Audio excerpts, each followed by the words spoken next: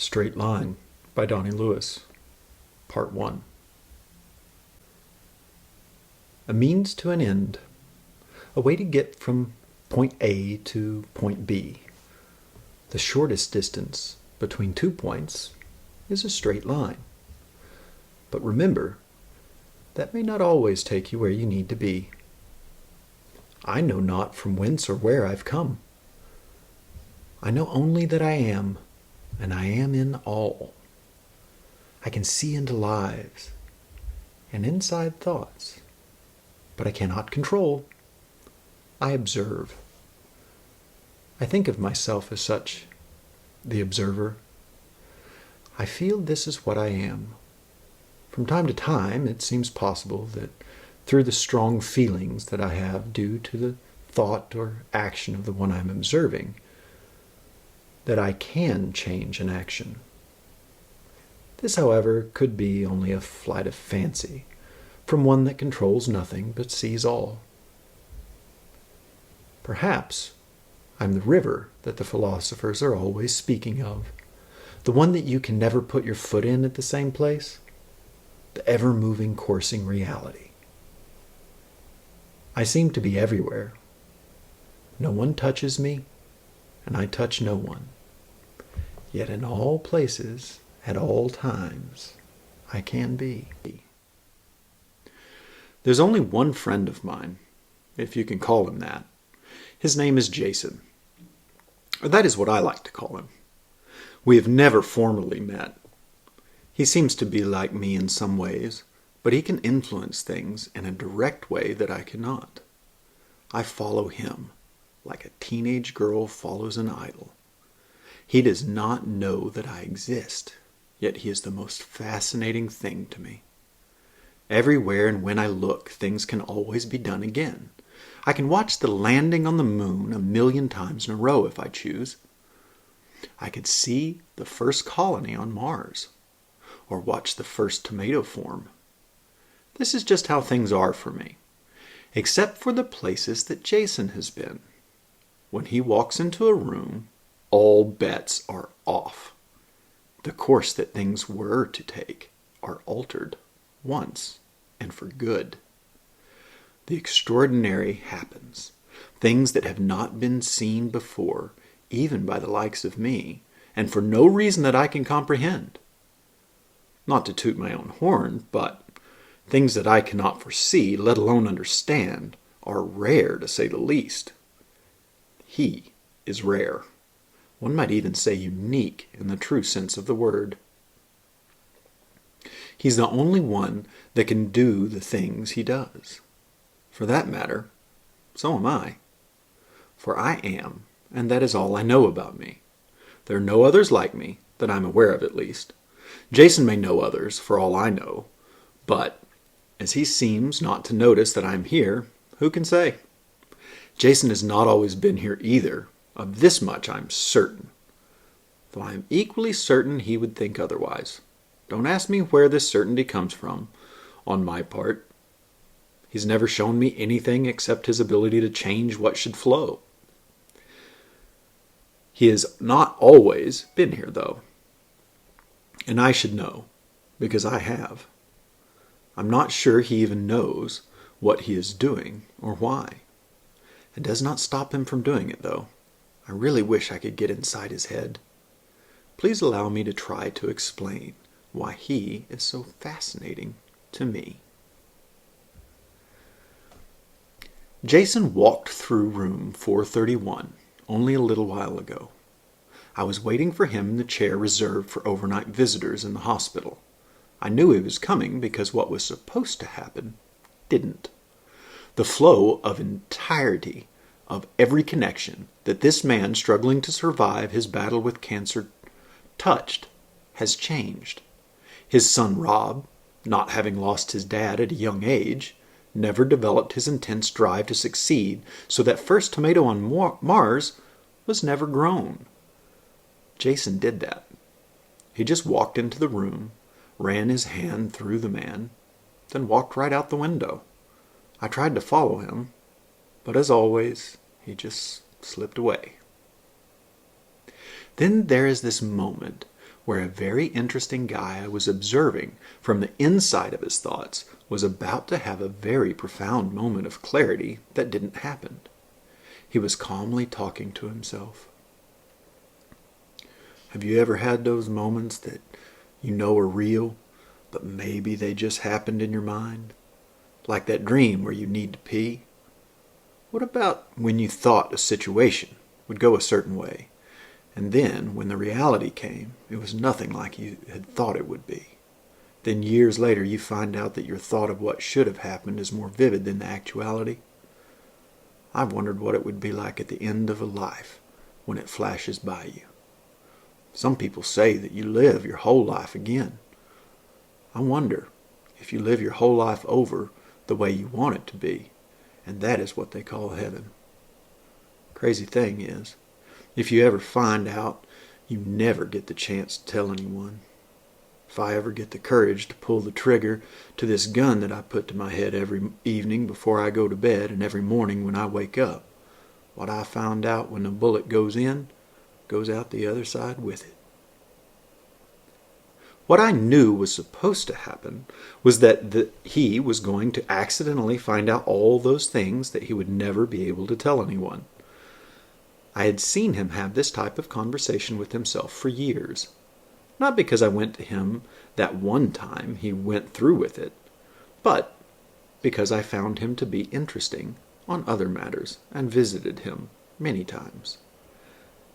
Jason walks into the room and moves the gun so that he misses and keeps walking.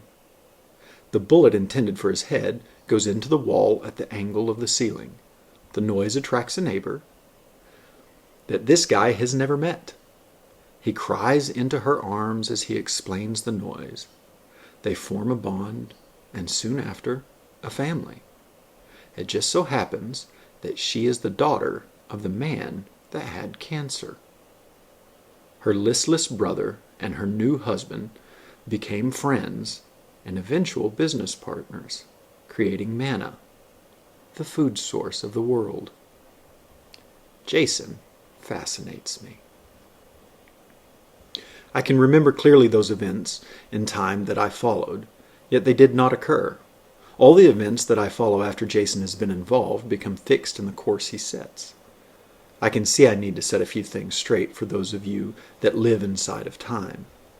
This is the way it works for one such as I. Every possible scenario is available for me to view. I can follow the chain of events forward and backwards. I'm fixed only by the person I'm using to observe. Think of a concave lens touching a convex lens at each center. The point at which they touch is the part of time I am currently observing. If I were to move backwards or forwards along any different vector, the possibilities change as I move. You can think of this like a line that extends forever in either direction from the point at which the two lenses meet. That, then, is the present moment of time I am currently viewing. When Jason has made no changes or movements, then I am free to explore whenever, wherever, with whomever I wish. If Jason has been involved, then many, many, many possibilities are cut off. I can no longer view a past that would not lead up to the moment that he got involved. There are no more futures that do not represent the one that he set in motion. I can see that did not clear things up for everyone. Perhaps I should just continue to tell you the story of this family that now has a more direct path, a sort of straight line through time, thanks to Jason. Chapter 1, Part 1. Finding the beginning is a strange concept for one that moves outside of what you call time. I've been sidetracked by so many interesting things. You won't believe where Jason seems to have started his stroll of destiny, as I have come to think of it. It was such a minor thing that I almost missed it. Jason's first foray into the lives of this very strange family seemed to have occurred in what you might think of as Pakistan, just after Alexander and his Macedonian army conquered it, defeating King Poros. Having watched many possibilities from this turning point in the time of Alexander, I know the city Jason chose and its people well, even if not this exact reason for choosing it. Knowing this point in time so well is how, in fact, I was able to find this change. It is now stuck in history that Alexander won the battle, spared the kingdom, and even allowed Poros to continue to rule, as well as helping him conquer and rule the next kingdom over. Quite remarkable in and of itself. It is also well known that Alexander loved beautiful things, and Poros was generous with his gifts. It was through one of these gifts that I was able to find the little thing that Jason changed. Arsem, the old major domo, had been gone for days, leaving Sura and her maid as the only inhabitants of the house, aside from the kitchen, of course. But Sura never considered them part of the house, if she considered them at all. She had heard the news of the loss by King Poros to these, if the rumors were to be believed, pink men. She had wept and prayed for her father and brothers. It was during the morning time that Arsem left. Sura had been sending out the maid alone to get news of the city since that time. So again, if the rumors are to be believed, the king of the pink men allowed Poros to remain on his throne, and they are now allies. There is to be a feast in the city to honor the occasion of the two armies, are even now making camps on the plains. Sura had been bathing in the garden pool, daydreaming about the coming feast, and praying that the return of the army, it would mean the return of her father and brothers as well. Stepping out of the pool, naked and clean, shining with the water on her body in the sun, she looked to the dressing table for her robe. The silly maid had forgotten to put it in reach. Silently cursing, Sura walked around the garden, looking for a robe and not finding it, or anything at all to cover herself with in the garden. "Dasi!" Sura screamed as she got back in the water. "Dasi!" "Swamini?" the maid asked as politely as she could. Sura once again got out of the pool and walked naked and dripping to where the robe should be, and gave the maid a look without saying a word. The maid registered the problem, but was very confused as she had placed the robe on the divan before she went to prepare the dressing room. Knowing better than to question her mistress, she apologized, running back to the house and quickly returning with the robe. "It seems with all of the excitement we are all prone to losing our heads," Sura said to the maid as she wrapped herself in the fresh garment. "I wish to be properly dressed for the feast. With Arsem gone, we cannot be certain when I will be called to attend my father at the palace." "Yes, Swamini. You will be the most beautiful jewel in the crown. I have everything you ask for ready for you," the servant told her as she moved out of her mistress's way. Just after Sura had placed her final jewel in her hair, a man arrived at the front gate, announcing that Sura should come with him to the palace and prepare for the feast of King Poros in honor of Alexander, King of Kings. The man was dressed as a royal herald and had 2 guards with him as well as a litter. Sura went out and got in the litter, knowing better than to lower herself by speaking to the herald. The way to the palace was short, yet the time it took to arrive seemed to stretch forever. Sura could not imagine why her father would not come to her himself, or at least send someone she would know, or her brothers. The fear that they had died in battle or were gravely injured gripped her as she was led from the litter to the palace garden of the women. She was too afraid to speak out, to ask any of the other women there what was happening. Thankfully, They were not left alone for long. The major domo soon arrived and explained the situation. "I would like to welcome you all. As some of you may know, but others may not, you have been brought here at the request of King Poros, now satrap of Alexander. Your fathers died in glorious battle defending the king. You are to be presented to Alexander in honor of your father's bravery. The great king shall decide your future at that time." That was all he said before turning and leaving them in their fear and grief. It has been 3 days since the feast where Sura was given to Alexander, who subsequently gave her to Seleucus. Sura had only seen her new master on that one occasion, having since been in his harem tent. She had learned that he was a distinguished warrior that was instrumental in defeating the elephants of King Poros. Now, having been informed that she would be expected to attend the dinner that evening, she hoped to learn more about him. Sura waited patiently behind Seleucus as he and his friends ate and drank wine. She did not understand what they were saying, but had been able to find out that this would be the last chance to make an impression, as they would soon be on the move. There was an announcement that the countrymen of Sura wished to make a present to Seleucus, as well as a request. A well-dressed young man with the markings of a jeweler walked into the tent and presented Seleucus with a beautifully crafted ruby ring. Seleucus was well pleased with the gift and asked the young man why it was being given.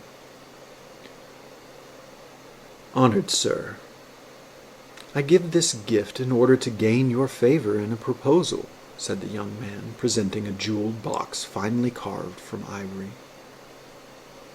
"I hope that you will look with favor upon a trade of my most precious possession in exchange for a young woman that has recently come to you. She was a gift to Alexander from Poros, and from Alexander to you. My greatest wish is that you will accept this and allow her to become my wife." Seleucus, looking over the beautiful box, smiles as he responds.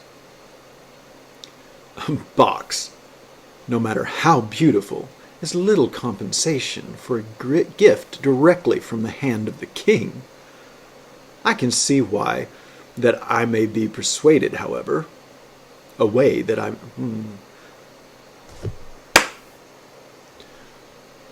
can see a way that I may be persuaded, however. I will take this box to Alexander as a gift.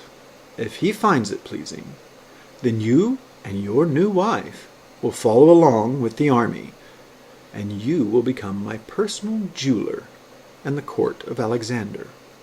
Is this acceptable?" "I had hoped for a simple exchange, but will be grateful for the chance of having my heart's greatest desire fulfilled," said the young man. Sura, being able to follow the exchange through the interpreter, was in shock and horror. How could this lowly jeweler presume to know her at all? She had certainly never seen him before, but he could only be speaking about her. A very short time later, she and her husband were on their way to wherever this army might go. Did you catch what he did? Poor Sura. The young woman was just bathing in her pool, preparing for the festivities that would soon take place to honor Alexander. That crazy Jason moved through the garden and removed her robe that had been set out by the maid. Not only that, he took everything that she could cover herself with and disappeared. That was it. That's all he did. Yet it changed the course of 2 lives irrevocably. I'll keep looking out for all the possible changes that this might have altered, but so far it seems to have only really changed these 2. As you know, I was only able to find Sura when Jason changes things, something that closes off billions of other possibilities from that point, leaving a sort of hole for me to find. Full disclosure, though, the further away from the event we go, the more tangled things become again. If you find yourself wondering who the other person is, whose life was irrevocably altered, it was, of course, the jeweler. And a very curious thing happened when I tried to go and see through this young man's eyes. I wanted, as I'm sure you want, and as Shura certainly wants, to find out what brought this young man to act as he did in order to have Sura become his wife. I found that before Jason made his exchange, this particular possibility was extremely unlikely to occur. When I attempted to go inside his head in order to observe this bit of curiosity and find some more clues connecting what Jason might be doing, an even more curious thing happened. I was not able to enter his mind. This has never happened. Being everywhere and when at the same time, I only have to focus to see things from a specific point of view. Yet it seems I was not there. Remarkable twist. I wonder if it is also connected to Jason. I would love to know if this is only a one-off type of thing, but sadly, I have no way to know where I am not, as I've never not been there. Have you ever tried to prove a negative? It's a daunting task, to be sure. So, if this search does not lead to any answers, I will move us along to the next moment, my friend. Jason gets involved. He, after all, is the one that makes this all so fascinating. Chapter 1, Part 2. Looking for evidence of one altering time irrevocably, when that one operates outside of time, is both annoying and thrilling. I have occupied myself with following the timelines of the newlyweds and their progeny, finding that soon after they were married, as they were traipsing through the Gedrosian desert, on their way back to Babylon, before the thirsting and starvation started, I was back inside of the husband and able to see through his eyes and know all his thoughts. Remarkable! You would not believe it, but he had no idea where he was or how he got there. The time that I was not in him, it seems that he wasn't either. I know it was not Jason that took over this poor soul's body and mind. Jason was busy moving the clothes of Sura at the time. So what did happen? I don't know! Isn't it wonderful? This means that not only is Jason out there doing whatever Jasons do when not altering the universal paradigm, but there is also some other force or being that is also able to affect me directly. You cannot imagine how much this discovery means to me. Since before time all the way until after time, there's only been Jason that I was not able to access. Only Jason. That came into being in the middle and started meddling. Now, to find that there might be more that I don't know is just, well, fascinating. After Sura was able to explain all that had happened to him during the time he was blank, the two started to have a much more harmonious union. They laughed about all of the ridiculous things he had said and done, and did not remember. I believe it was the strength of this newfound love for one another that helped them to survive that desert crossing that took the lives of so many before the ordeal was at an end. It should have been able to go many different ways, but the effect of Jason's meddling, and whatever this other force is that can lock me out as well, for all I know, they continued on the only path that existed for them. They finally settled in Babylon and witnessed the death of Alexander. They became upstanding members of the merchant class after putting the final touches on Alexander the Great's great funeral transport that was meant to take him all the way back to Greece in a long procession through lands he conquered. They were respected and gained more respect with the birth of each son. Sura was proud mother of 5 strapping young men at the time of her death. 4 of these sons stayed in Babylon and had rather dull lives. None of those 4 had a lineage that spanned more than a few generations. The middle son, however, ventured off to Alexandria, the place where Alexander's body eventually came to rest. He started off as an artist, but ended up as a grain merchant. He married, but had no children with his wife. But he had 5 sons with his slaves. The middle son became a soldier after being recognized as his father's legitimate heir. He too had 5 sons. Again, only the middle son's children continued to have a longer legacy, no matter which path I followed. There seems to be a pattern that emerged after Jason altered that very first course. There are many different possibilities available, as I explained before. The further we move from a Jason event, the more tangled things become. I've decided that the course to follow is the one that endures. This pattern of 5 sons, and only the middle son leaving a lasting legacy, is the only one that holds. It is the only thread that seems worth following as we wait for the next Jason event. So far, there have been no other blackout events as occurred with Sura's husband, or any other Jason events. Only this pattern. Since only this pattern makes the original Jason event seem relevant, we will continue to follow it.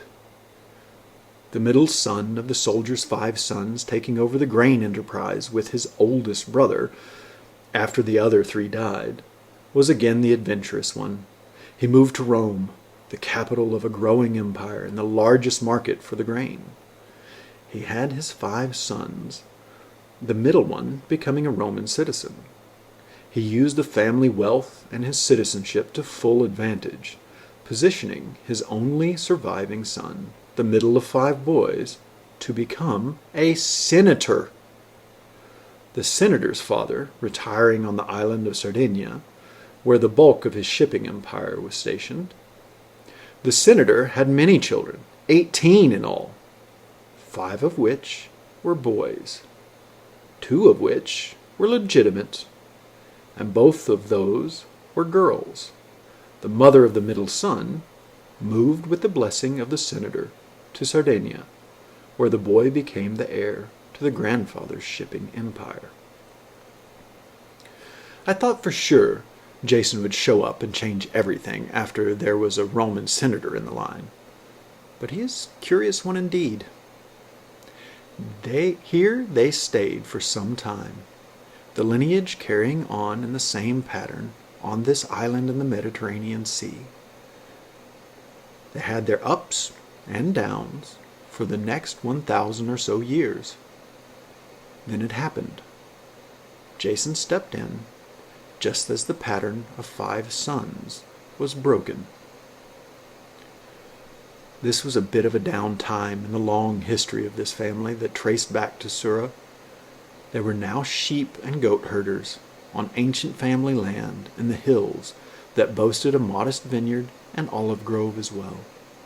The family had 5 children, a girl of 14, followed by 3 boys and another girl. The oldest girl was to be married, and the man taking her to her soon-to-be husband was sitting in the shade of an ancient olive tree, eating breakfast, when it happened.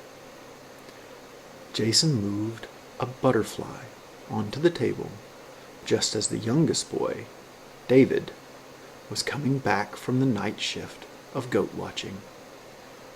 David walked up to the table to greet the men and take some food.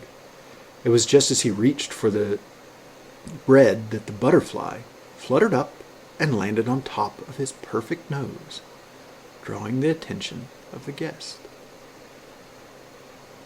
I looked into the thoughts of this man as he watched the smiling boy with the butterfly on his head. He got the idea that this beautiful boy could be profitable, if he could talk his father into selling him. Technically, the young boy would have a paid apprenticeship, but the father would get the money. Trust me when I tell you that this idea was not in the man's head before Jason moved that butterfly. So it was the line of 5 was broken by a butterfly, and I still don't know why.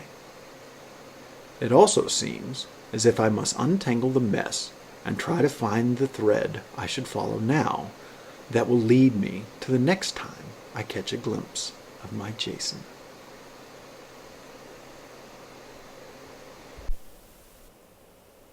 Chapter 2, Part 1. I know I've said that we would just be following Jason. We are, from a certain point of view, but I cannot tell you only about those things and have this make any sense for those of you that are challenged by time. I'll have to go back and explain a few things for your benefit. The movement of that butterfly closed 1 billion doors. It also opened just as many. Before, when Jason has intervened to alter things, I observed that there was in fact fewer possible outcomes to follow. The butterfly was always a possibility, but the likelihood of it taking place was so small, the act so insignificant, that I never bothered to follow it before. Once it happened, the world you, dear reader, take for granted came into being. David is the key, it turns out. Oh, what a life this man led! I won't go through it all in detail, but some of the highlights are inadvertent.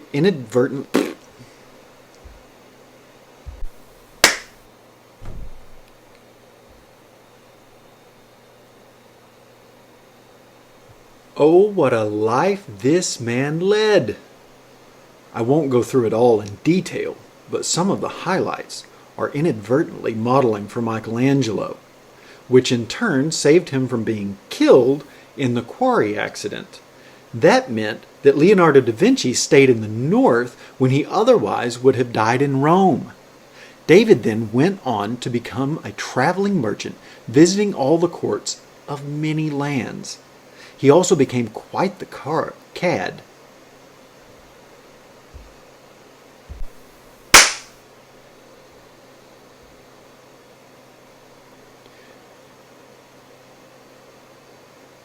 He also became quite the cad, fathering children with married ladies of courts throughout Europe and the Near East. You, as you read this, will have no knowledge of David. He was not deemed important by those that wrote the history you know. Yet without David and his many offspring filling the halls of power throughout of Western Europe, and the change of the Ottoman Empire that they brought at just the right time, well, the diversity of the world as you know it would not exist. When the butterfly first moved and the idea sprang into the head of the merchant messenger, all of those possibilities suddenly slamming shut, and so many more suddenly springing into very clear focus, was astounding. Perhaps I will tell you in detail all that occurred with David when Jason's destination has been reached. It is amazing to think that those two artists remaining alive somehow gave the right impetus to the right people at just the right moment in order to hold off the Ottoman conquest. That allowed these children of David scattered throughout the world to grow up and make the Western world as you know it today.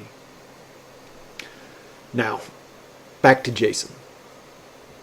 He did not make another move until one of the distant offspring of Sura, by way of David, had blundered his way to Australia, courtesy of the English crown, that saw fit to have him removed from sight this way, instead of his head removed in a different way. As the lineage tends to do, he survived, married, and started a family. He had acquired a small sheep farm 2 years before his son was born. He was overjoyed at becoming a father. setting about industriously to prepare a prosperous future for him. It was in the middle of the boy's 16th year, in 1840, for those of you interested in timelines and dates, that the father lost his joy with his son, his wife, and his life. All thanks to Jason stepping in and pulling the ear of a dog. I was simultaneously keeping track of all the possibilities of all the descendants of David in order to watch for the next appearance of my old friend. As elusive as he may be, when the possibilities for this one in far-off Australia went to zero, I knew it was him. Tracing it to the exact moment was stranger than you might think. Jason did not even have anything to do with the father. He just pulled on the ear of the son's dog and ran toward the small lake with the dog chasing him. The son called for his errant dog to return, but the normally obedient creature refused. Coming within view of the small lake, he stopped, as that was also in view was perfectly formed young woman that had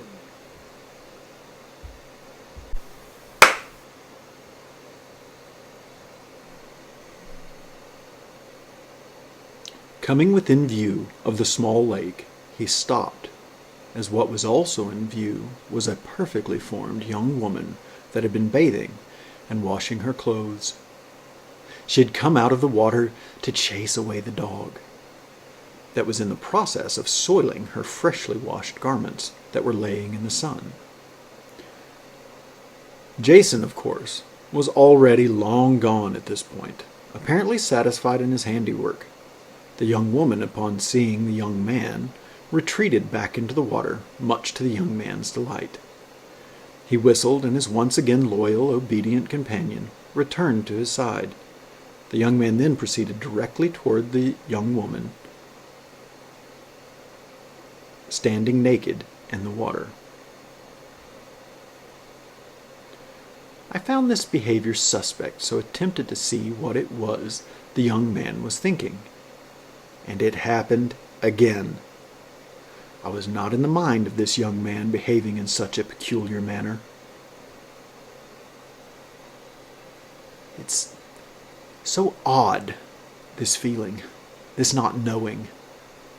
I really do admire all of you, all the more, for continuing on in your lives this way.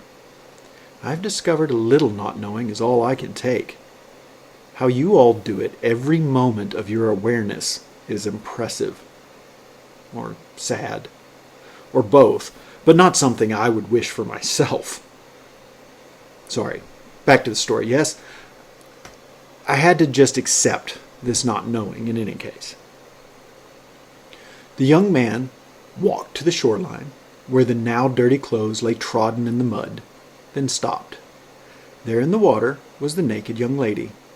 They each were staring at the other, waiting for the other to speak.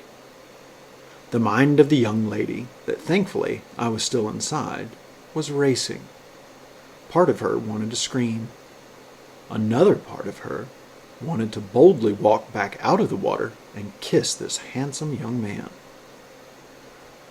She knew him as the son of the owner of the farm next to the farm she and her family worked. She had no standing in the world, being a half-caste. She was actually aware of that fact as well when she dropped her hazel eyes from the young man to her soiled clothes on the ground. Still, in what seemed like shock, I have no way of knowing exactly, the young man reached down and picked up her things.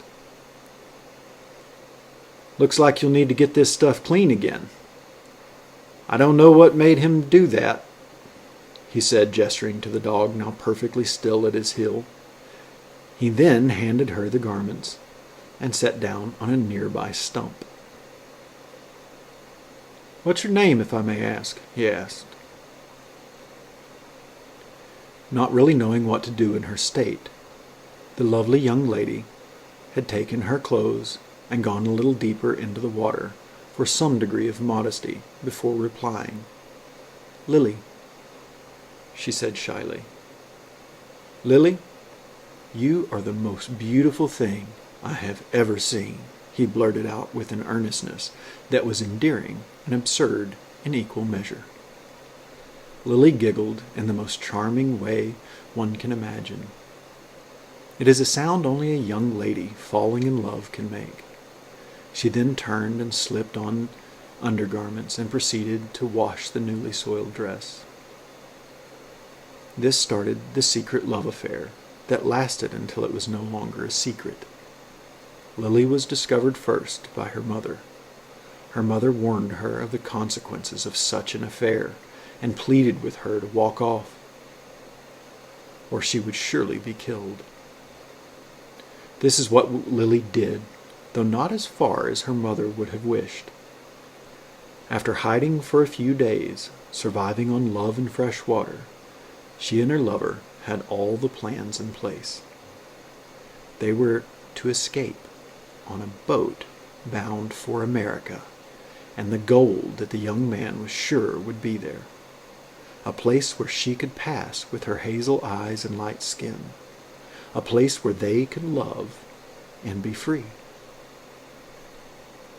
I could see that this was not a likely plan. Possible, of course, but not likely.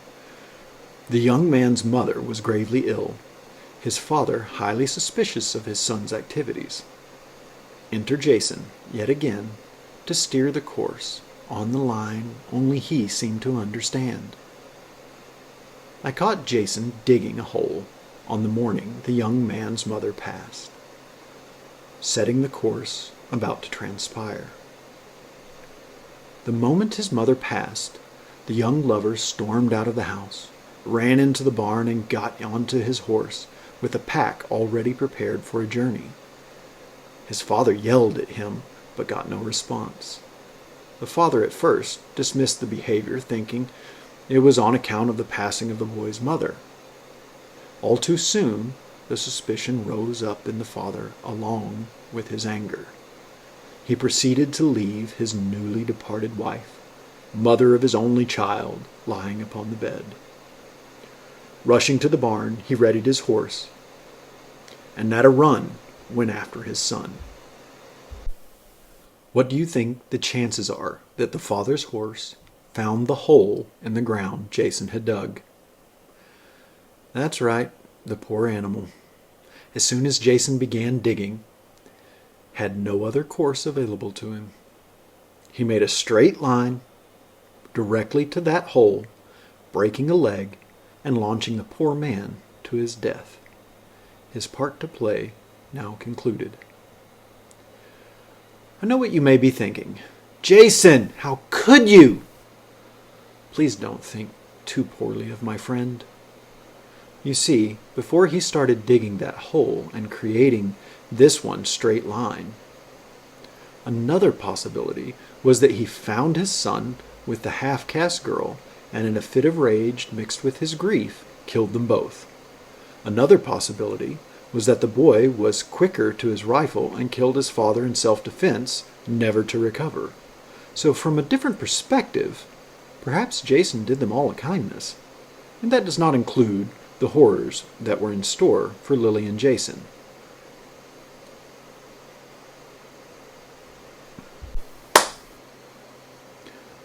Jason did them all a kindness. And that does not include the horrors that were in store for Lily had Jason not pulled the ear of the dog. The young couple's plan was now perfectly set in place. The young man sold all he could, took all the money he had and his beloved Lily off to Sydney, and onto a boat bound for San Francisco. It was 5 days into the journey that I was once again inside the young man. He lay sleeping at that moment, but abruptly set up in a start. His shocked and the naked beauty Lily.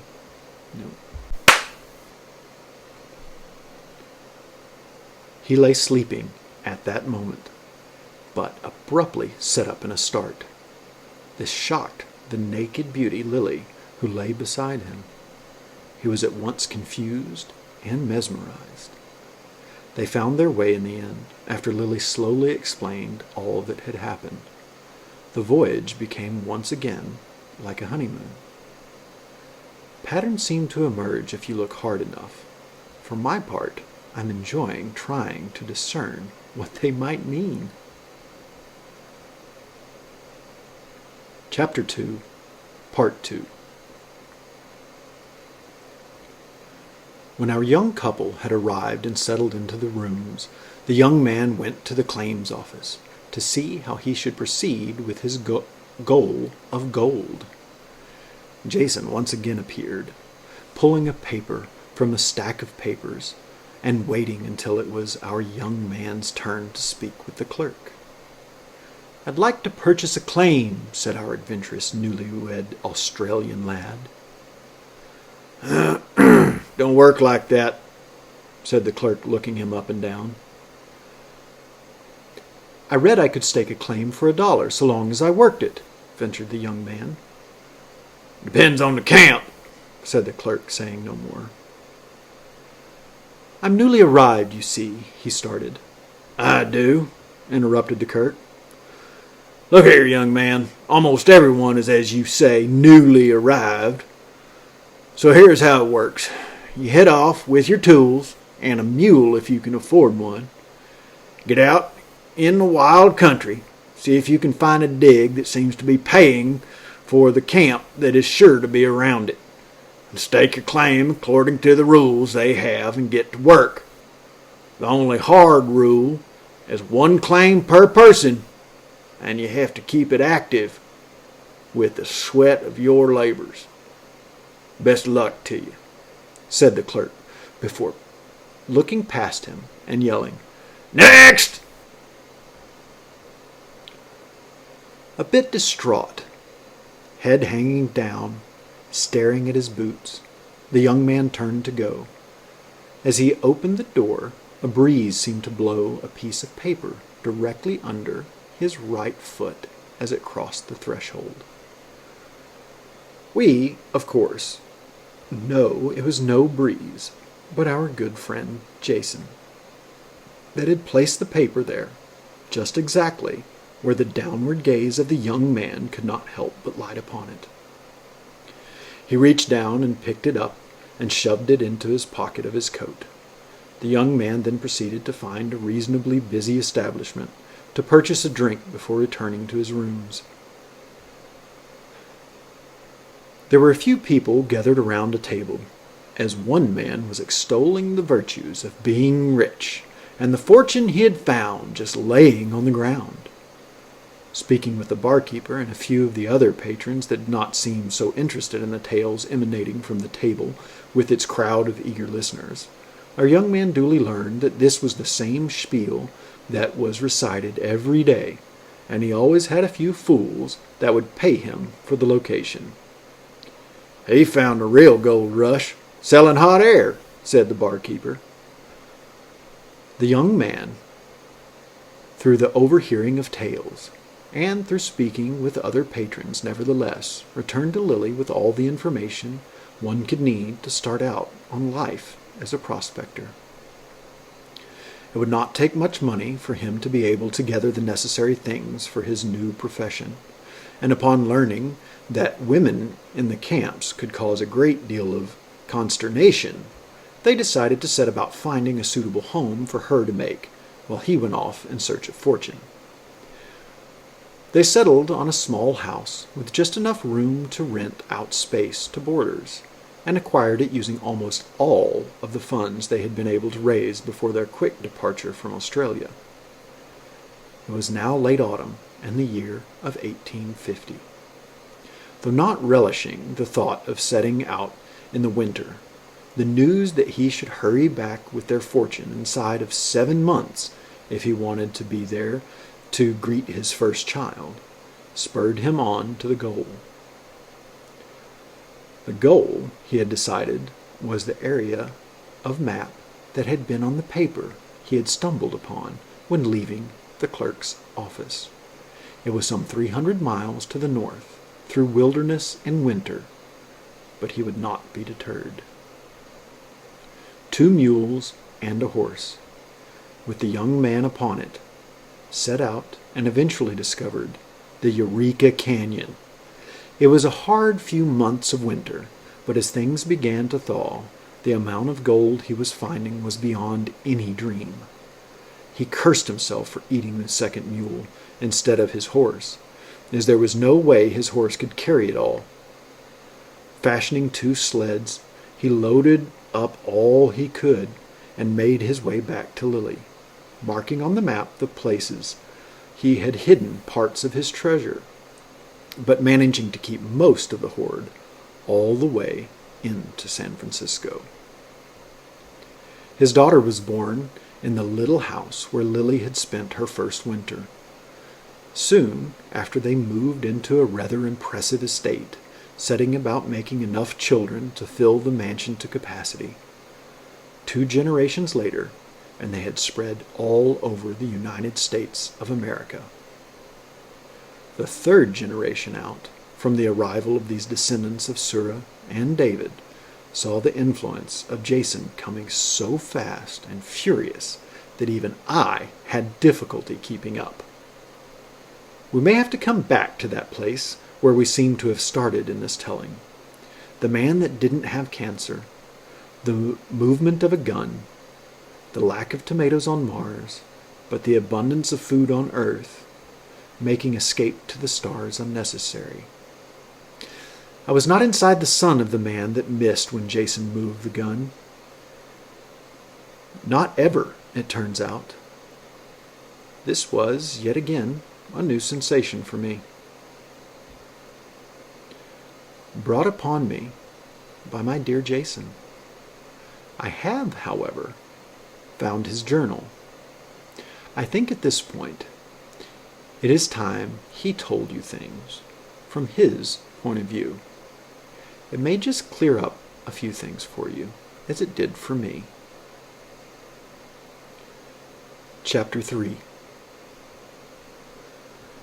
To whom it may concern. You can call me Adam. No, Adam is not my real name. Why should you call me that? Because just like that other famous guy named Adam, the one tempted by Eve in that faraway place, I can fuck up paradise. Not only that, I can fuck it up for everyone. This is not a sad sack that is wallowing in self-loathing. That is not me. It is just that I have found that through this new spiritual world, we're all awakened to that every move affects everyone else. We're all interconnected. Turns out, though, that I may not be ready for such responsibility. Sorry. Adam it is, okay? So now I guess that you want me to tell you why or how I'm fucking with all of you. As I suppose that is the purpose of this, hopefully cathartic diatribe, here goes. Pretty sure that by the end, you'll probably call me another name that starts with an A and is not Adam. What do I care, though? You need even know my name. I should begin at the beginning, but as you are sure to discover, I really don't know when to say that is. So I just jump in where the words start flowing, letting them flow out in whatever fashion they choose. Let's see where it takes us, whoever you are. A musty yellow light came into my eyes. Oops.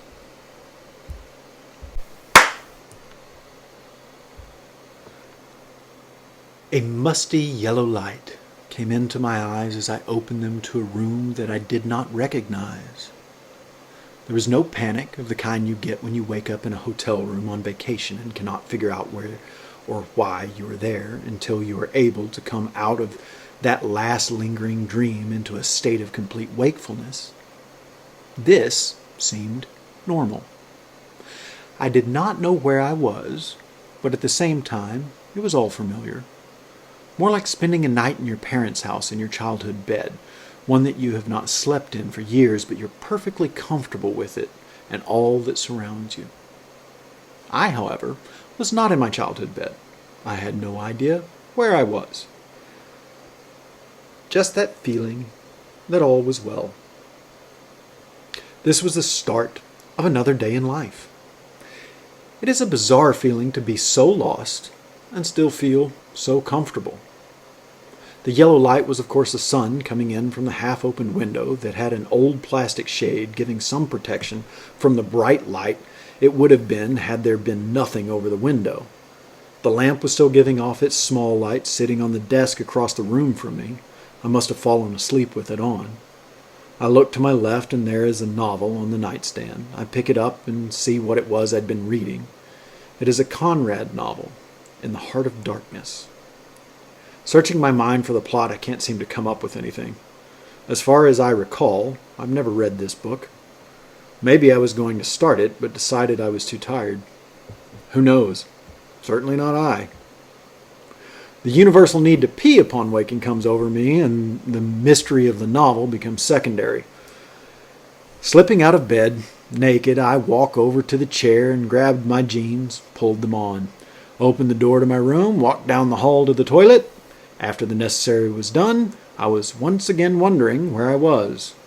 How was it that I knew where everything was without thinking about it?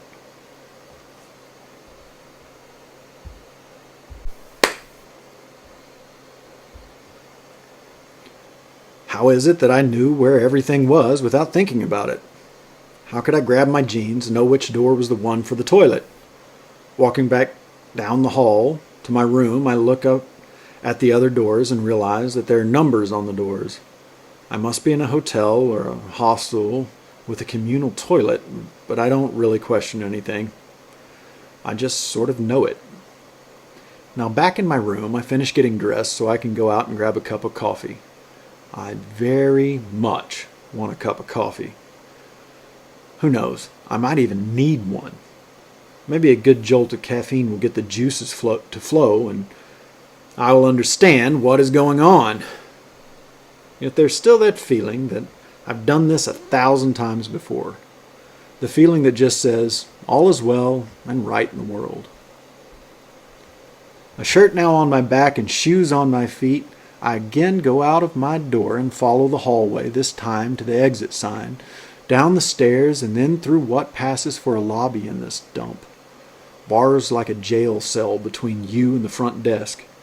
There were 2 chairs backed up against the opposite wall from the desk with the bars on it, and a dirty carpet underneath it all. Yet I do not pause as I head for the dirty glass door of the sign reading closed facing me. My feet are just taking me. I'm thinking that I want coffee, and my body goes. I am on autopilot now.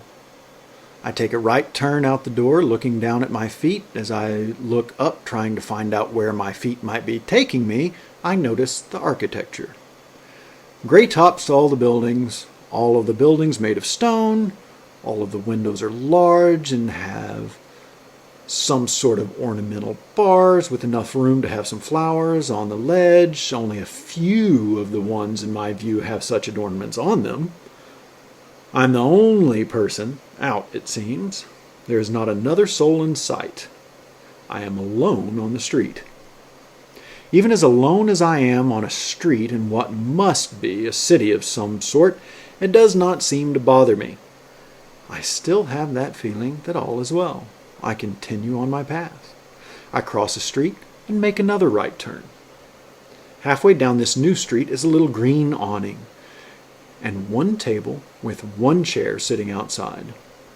I walk up to the door without hesitation and grab the golden handle and pull. When I step through the door, the first thing that I notice is the smell of cigarettes, which makes me realize that I want one. Reaching into my left front pocket, my hand produces a pack with the lighter tucked right inside. The next thing I notice as I put the butt in my mouth is the smell of coffee. Walking toward the little bar, I see that just in front of me there is a steaming little cup of espresso. Well, that is why I'm here. I light my butt while taking the next few steps to the bar. The sugar is in little packages in a bowl to my right, next to a little pot of cold milk. All is right in the world. I take a sip of coffee After I put the right amount of sugar and milk in my cup, I take another sip, I take a third sip, and it is gone. Turning from the counter, after this little jolt of caffeine, I have the feeling that something is wrong. The best thing I can think of is that I need to have another coffee, so I turn back to the bar only to find that the cup I had just finished is once again full of the black liquid of which I was thinking. It was just there, same as it was before. The cup was clean, as if it had never been used before. Perfect. I try not to think. I try only to enjoy the perfect cup of my desire sitting just in front of me. I take a sip, hoping that the feeling that all is right in the world will continue. After the second cup of perfect coffee, I turn away from the bar to face the world. Nothing faces me back. There is nothing there. The coffee in me, I now realize that this is not right. I can smell the perfume of women when I try, even over the smell of cigarettes. Looking around the bar, I find that I am the only person present, and while I am looking around the place, I notice a book on a table. I walk towards the table, tossing my smoke to the ground. Just before I pick up the book, there is a motion outside the window. I look up and see the most beautiful woman I have ever seen walking on the opposite side of the street, naked as the day she was born. Why is she naked? Why is she the only person in the world that I have seen? I look again at the book on the table that I had just appeared, and there she is on the cover. It's a romance novel. The kind of book we all see every day. The kind of thing that lets you know you are in the supermarket, that everything is okay, and there she is on the cover. She has on a red dress in the picture I'm looking at, and in the view from the window she is naked, but from the look on her face as she stares at me from both vantage points, it is clearly the same woman.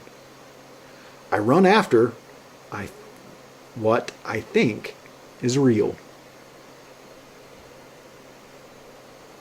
As I step through the door, she's gone.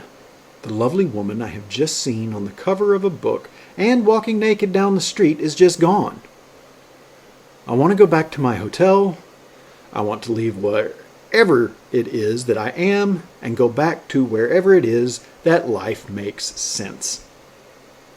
The problem is that after I walked out the door of the empty cafe, everything changed. The surety that all is right with the world is well and gone. The feeling that I need to find the woman, however, is almost a panic in its strength. As I turn to walk back into the bar, I see that it is now full, just as it should be on a sunny mid-morning in Paris. Walking back up to the bar to order another coffee, fishing another smoke out of my pocket, the man to my right offers a light. Accepting the light, then turning my head to the left to blow the smoke politely away, I see an older woman reading a book. The picture on the cover is of the woman I've just seen walking naked down the street. Only in the picture she is wearing a red dress looking over her shoulder. It is her, though. No mistake. I cannot help myself. I have to speak to the woman reading this book. As I approach the woman with the book I have just seen on the table, with the picture of the woman I have just seen walking naked on the other side of the street, I break out into a sweat all over my body. The kind of sweat you get when you have a 115-degree fever. My feet were wet. I'm standing in front of this woman reading some cheap romance novel, and yet I cannot help myself. I manage to squawk. "Who is that?" The woman, who is Frenchly perturbed by this interruption in her reading on this fine morning, promptly replies with the name of the author. Information that I do not care about, and the only information that I can plainly see for myself. For my part, I am now annoyed. I have just come to realize that I am in a bar in Paris. I have just found a room full of people in place of a naked woman across the street. So at this point, I let her know what perturbed actually is. This woman, thinking that she had dealt with me, and tried to return to her reading just as I placed my hand in the middle of her page and asked, as politely as I could, with my painted-on smile, if I might see the book for a moment. Without waiting for a response, I took the book from her hand and tried to find out if I could discover anything about the woman on the cover. As I expected, she was shocked by my action, and I had a moment to look before she could react. All I discovered was that this was as cheap a romance novel as a romance novel can come. This was probably the same picture on 1,000 covers, and no one cared. No one, that is, except me. Before she could muster a complaint that would draw any attention, I'd already taken all the information I could and gave her back the novel, with the same smile, thanking her. This was just as surprising to her as the fact that I had taken the book from her in the first place. She just sat there as I walked away. I went back to the bar and found another coffee waiting for me. It sat in the exact same spot as the one before. This one I drank slower. So, as we are all connected, this must mean that we are all crazy. That's the best thing that I can figure. Now, on top of that, I find that I am obsessed with this girl. How do I find her? I suppose the same way I do everything. Money. I do get one thing right once. I'll tell you about that later, but you're really going to hate me when I do. For now, we go back to the premise that we are all crazy and connected, living at that. Yeah? When I get back to my room at the plaza and look out over this beautiful city through the big open windows covered in silky gauze, I call my attorney. What the fuck do I care what time it is in New York? Hell, I don't even know what time it is here. That done, there's really nothing left for me to do on this fine day except wait for him to call back with all the information that I ask him to get for me. Let him deal with finding her. I just want to see her again. I turn around when I hear the bathroom door open. Forgot about her completely. No idea who she is anyway. All I know is that I am as horny as I have ever been. It is only a quick call down to get them to bring up some food. Poor girl must be starving, standing there naked. You can see how skinny she is. Not that it is a problem, but she should eat. As for me, I just need a drink and a fuck. Needs fully met, and whoever that was now out of my way, I found I was depressed. It always happens this way. It's the ones that have it all that feel the worst. Those that have to struggle for things don't have time for this sort of depressive shit. Now I wait for a guy on retainer to do whatever I ask to get back to me. Was any of that actually real? Is any of this?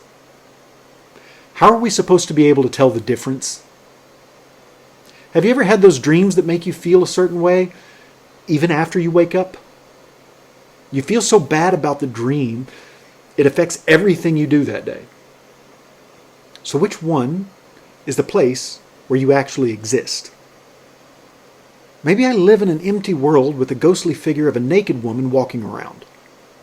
Maybe the plaza is a dirty little place with half-broken yellowed shades covering the window. Both seem likely to me.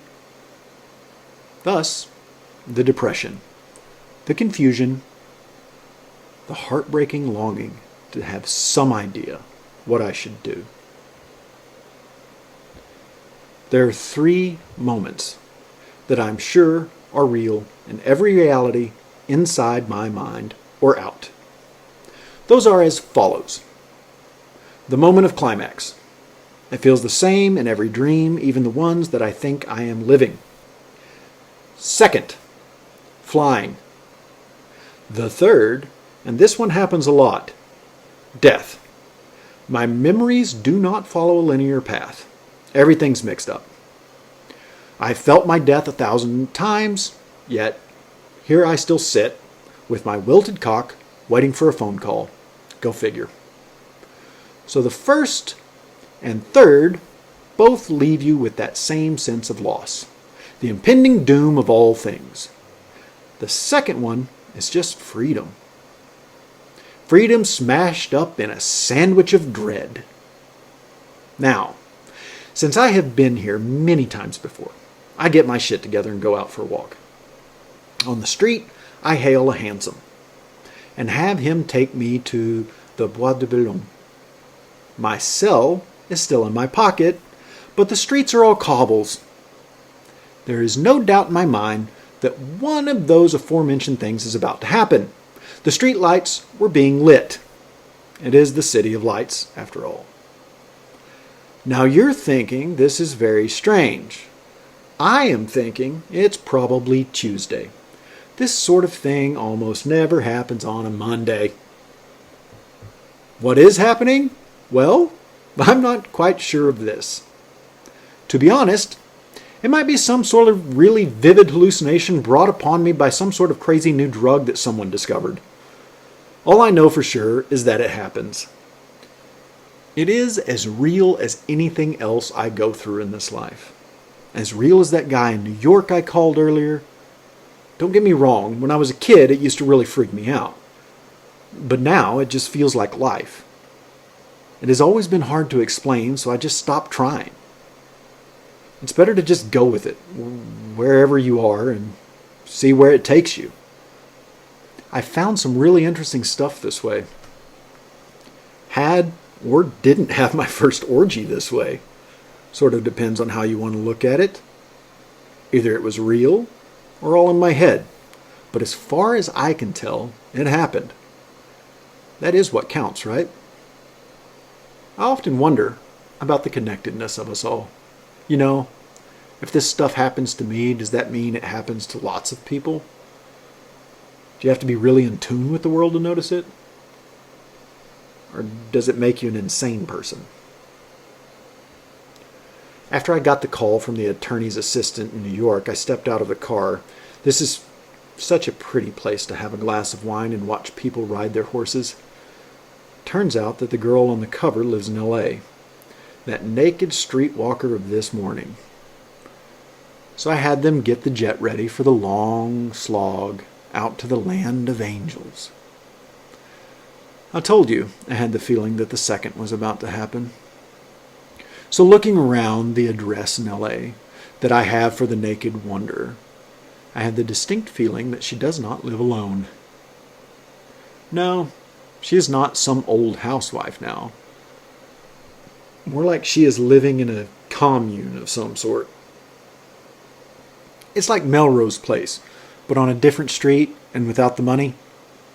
It crosses my mind that I might just be in luck, and she is a whore.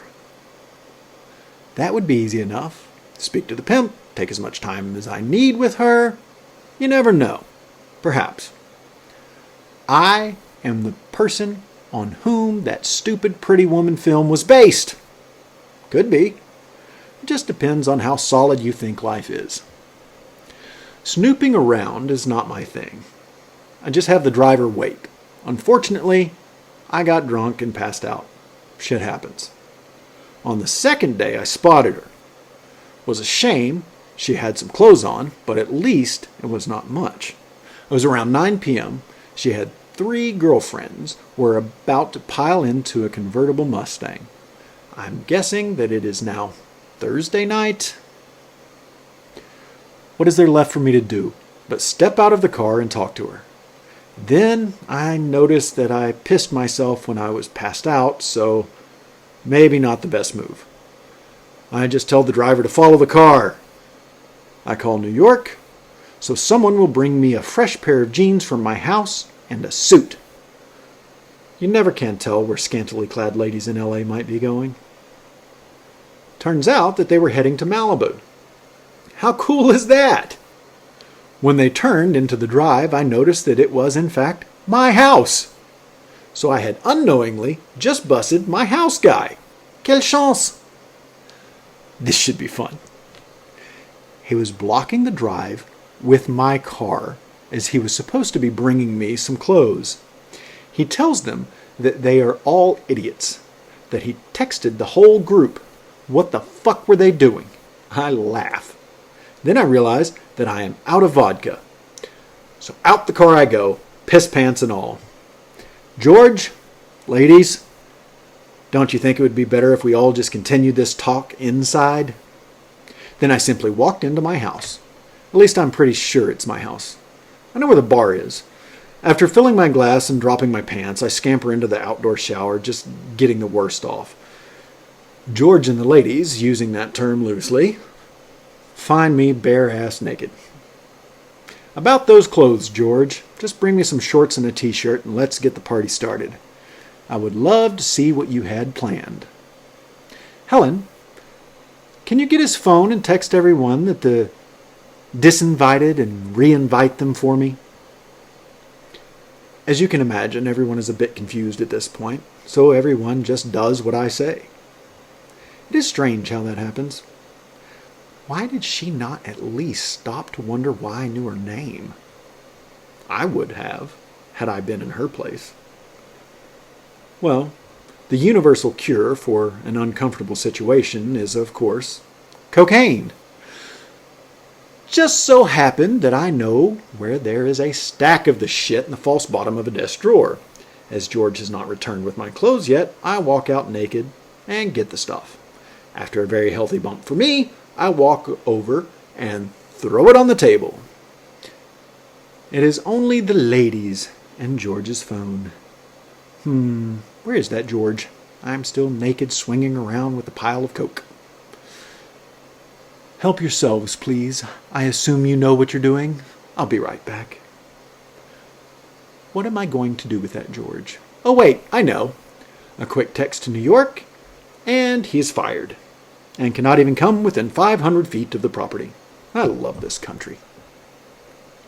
Now with a pair of gym shorts on, and a t-shirt, and a good amount of wake-up powder in the nose, I'm ready to meet Helen for real. So, Helen, who are your friends?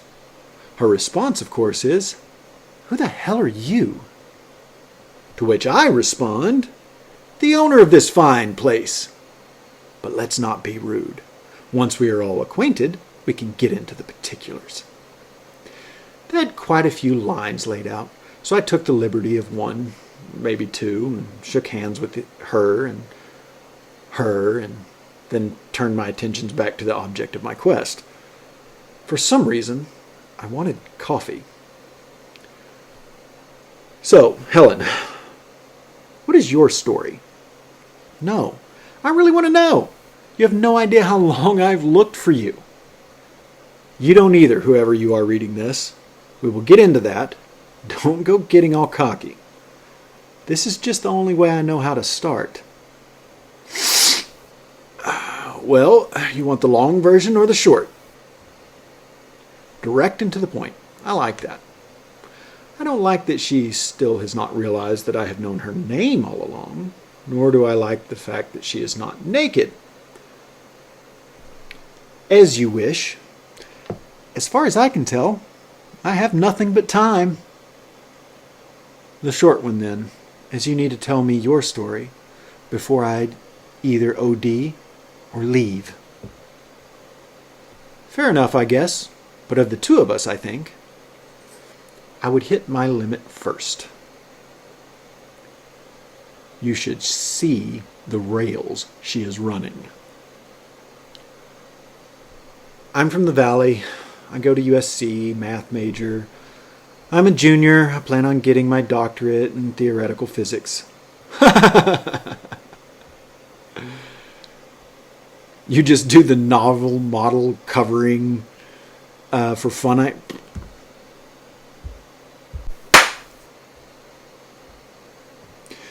You just do the novel cover modeling thing for fun, I guess? No, I do it for money. At least I'm not naked for all the world to see. Fuck, that is how most of my friends pay for school. Not that there's anything wrong with that. Is that what they do? Among other things. The girl's got to make her way in this world. They, of course, took a bit of offense to being called they, but as I refused to acknowledge them and they were doing piles of free coke, they let it go. So what else do you do? I mean, aside from working on your future career as an astrophysicist or whatever. Nope. Now it's your turn. What do you do? Where did you come from? Well, as I'm not really sure how to answer that even to myself, what the hell should I say to her? Helen, why do you care? What difference does it make? I'm here. This is my house. I'm just a man, albeit one of infinitely good bad intentions. Just relax.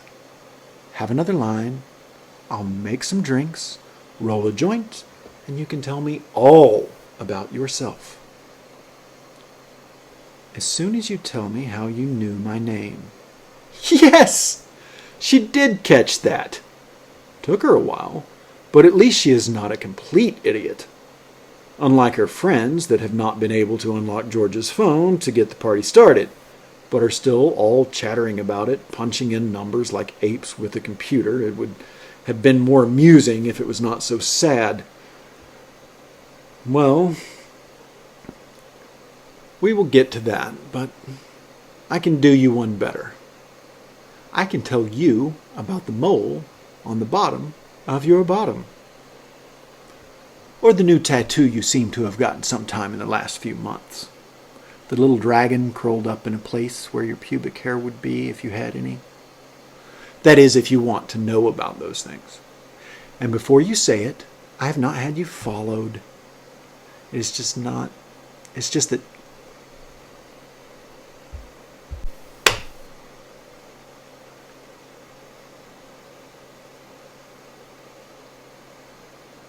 And before you say it, I have not had you followed. It is just that somehow you have been following me, and this is the first time we have met. It is also the first time I have seen you attired. Every other time you haunt me. You do so completely au naturel. It's a good look for you. Let's take some of this stuff and go for a walk on the beach. I love the beach out here. We must have spent more time here than you have. There's a perfect spot for us, just around these little rocks, where we can watch the moon on the water. Bring the blankets and maybe we'll moonbathe. Not what I was expecting her to say, but who am I to complain? So we left the monkeys that had finally figured out that there was still a party to be had, calling and texting and whatever elsing who everyone they knew. Fine with me, so long as I actually get to figure out what in the hell this Helen has to do with me, other than inflame my mind and desire to a point of almost stupidity. Sounds good to me. Have not had a good moon bath in ages. I do it all the time. It is interesting that she did not even question anything. Obviously, she is not pulsed by my observations. This is in and of itself something that would cause concern in normal situations. Though, who is to say what is normal? Me? I don't think so. So out the door we go, with the baggie, a bag full of towels, along with all the things needed for a few joints. We opted for hash, after a brief look exchange in which all was understood. Hash goes better with blow, just like white wine with fish. Once secluded on the spot just around the bend of an outcropping of rocks, it is a little alcove, really. I think the guy that lives at the top is named Tom, but I cannot be sure. It does not matter in any case, at least not right now. We lay out our blankets and she does the thing I was hoping. She removes all of the tacky clothing so she can moonbathe in the buff. There is nothing else to do but go with the tenor of the moment. Quick as a flash, we are both buff bathing in the moonlight looking out over the great wide Pacific Ocean. She soon rolls over to start the makings for a joint. I, in turn, procure the bag from the pocket of my shorts. She takes the bump I offer without looking up from her job. So intent is my little Helen. Waves are crashing, but the silence is painful. Typically cocky me, I start chattering away. The first time I saw you was in India, or present-day Pakistan. I think it was just after Alexander came to conquer that part of the world. We were in King Poros's capital. I was some sort of advisor or apprentice to a jeweler. The whole world was waiting on news of what was happening now. There was such tension in the air. I was on a rooftop, looking out over the city to the camps of the armies. Then you were there, walking along in a garden, having come out of the bath, naked as you are now. All my thoughts of what was to come, or what might be, vanished. The only thing that mattered was you. It was also the most wonderful sight ever beheld by man. I wanted to call out to you from my rooftop vantage point, but I was called to from behind. I turned to answer my summoner, then turned back to you, but you were gone. That life was very interesting. From that moment on, there was the blessing of the gods upon me. Alexander, of course, had won the battle and was brought into the city by our king. My master made the mistake of trying to cheat Hephaestion. Hephaestion had ordered a belt for Alexander of gold covered with big red rubies. My master, thinking that these fools would not be able to tell the difference, placed red fire dims in place of many of the rubies. Sapphire, I think, is what we call them. Hephaestion, not being a fool, had him executed. When I went to retrieve the head of my master, Hephaestion stopped me. And after a brief exchange, he discovered that I could replace the gems, and so my time as a royal jeweler started. I discovered that you had been given at a banquet to Seleucus, one of Alexander's officers, so I found a way to make you my wife. But unfortunately was then entangled with the army of Alexander and required to travel with the Greeks. It was quite a choice job, actually. Until we were crossing the Gedrosian desert, I had never been so happy to be back in my bed in New York. Fall asleep in a desert with visions of you in my eyes, wake up and go down to Sullivan Street to have a wonderful cappuccino. Give me another bump, would you? Helen was full of surprises. Or maybe she had dropped something I was not aware of before she came here, and she's just strung out. Who the hell can know? Another bump for you? How is that J coming along? Starting to get a little jumpy. Try the ocean. You could lose a little...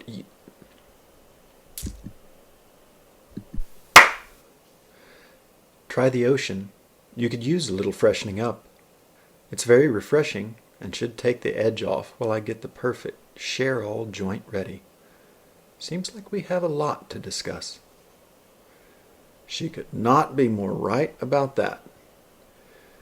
At least I needed to hear a lot about what or who this chick was or is or whatever.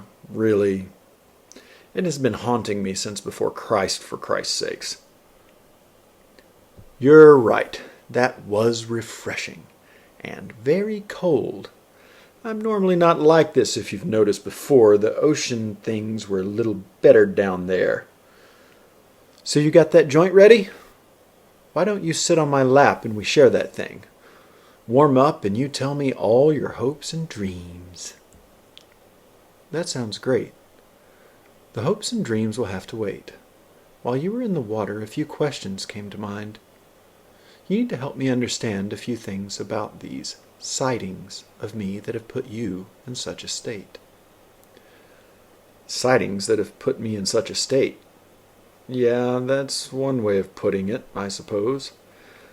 The surreality of this situation is not lost on me. No matter what you've been through in your life or lives or whatever, you must realize that sitting naked while high on a beach in the moonlight with a woman that you have chased for either a few decades or many centuries is on the strange side. Ah, so you notice that it is a bit strange. Thought that it had slipped your notice. How can I help you? What questions can I answer for you? How old were you when you first saw me? How old were you when you first noticed that these slips were happening? Have I always been naked? Chapter 4, Part 1. Well, before we get to the end of all this, I think we need to discover a bit about this Helen. Don't you? Just like Sura and Lily and the countless others, I was indeed inside of this mystical creature. Why mystical? Just a fancy, I suppose. But as it is with her that we see our story now come to its conclusion, and I resume my usual place of everywhere, I think it fit. Shall we? Let's see. What are some things I might tell you that can help you know her? Helen was brilliant. That is the first and foremost thing she would want you to know about her. It was not the most apparent thing upon first meeting her. She was often viewed as being shy and aloof, stuck up even. Though she was none of those things, merely smart enough to stay quiet when saying something deemed frivolous. She was also not frivolous. I know the way you met her in Adam's journal. You might not think this, but believe me, it is not the case, and I should know. Helen was also given the great curse of beauty. She was always looked at so critically, since she always stood out in a crowd, even though she tried not to. That is how it came to be that she was living with the group of ladies that she was when Adam found her. She felt that she could blend in with them and not attract so much unwanted attention. Staying quiet was not a problem with those very excitable ladies, always willing to be chattering away. Also, she's rather private normally. Not with her physical body, but with the more important aspects of her life. She, of course, was not going to tell some strange man in Malibu where she is really from and what she really does, especially not one that behaves as odd as this one. I will tell you, though, she was from Utah and was raised in an orphanage there. Her birth parents are unknown to her, and since I am unable to tell her, it seems rude of me to tell you. What I can tell you about them is that Jason was involved in their lives ever so slightly, but enough to make her course set. Jason had been a very busy boy. Helen was actually a postdoc at Caltech. The orphanage had her tested when she was 7 due to her lack of interest in any school-related activities. It was a nice place with caring people. One would have thought that such a lovely young girl would have been adopted, but there was always some issue that would come up any time anyone was interested. Do you have any guesses why that might be? Suffice to say, she was not going to be adopted. It was not something that seemed to bother her in the least.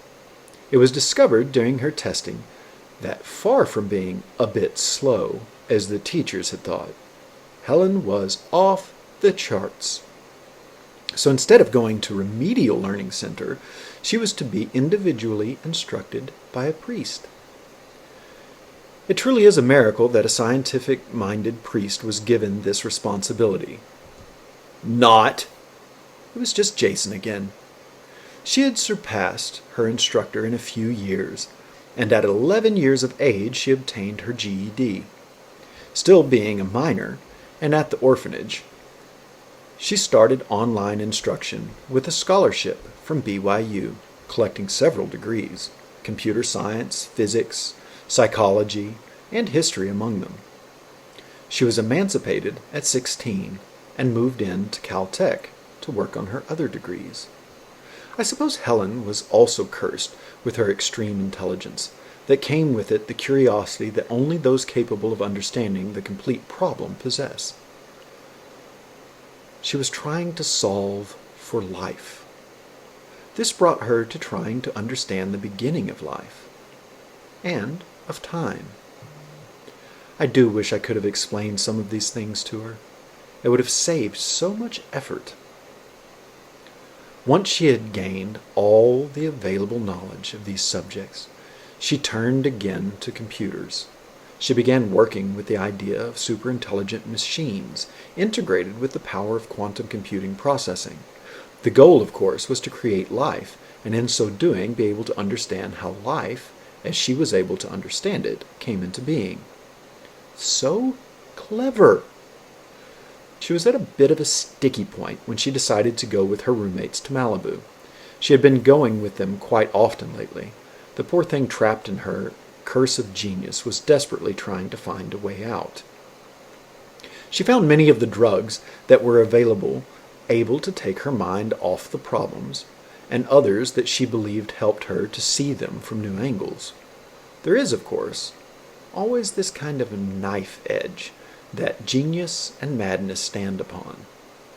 Too much of either makes one fall off into the incoherent abyss. And so it is that we find dear Helen, dancing along the rails between drugs and madness and genius, pondering, to the typical person, the imponderable of quantum essence, moving through time, bathing naked in the moonlight with Adam, waiting for him to answer her questions. Chapter 4, Part 2. Laughing, Adam sat down beside Helen.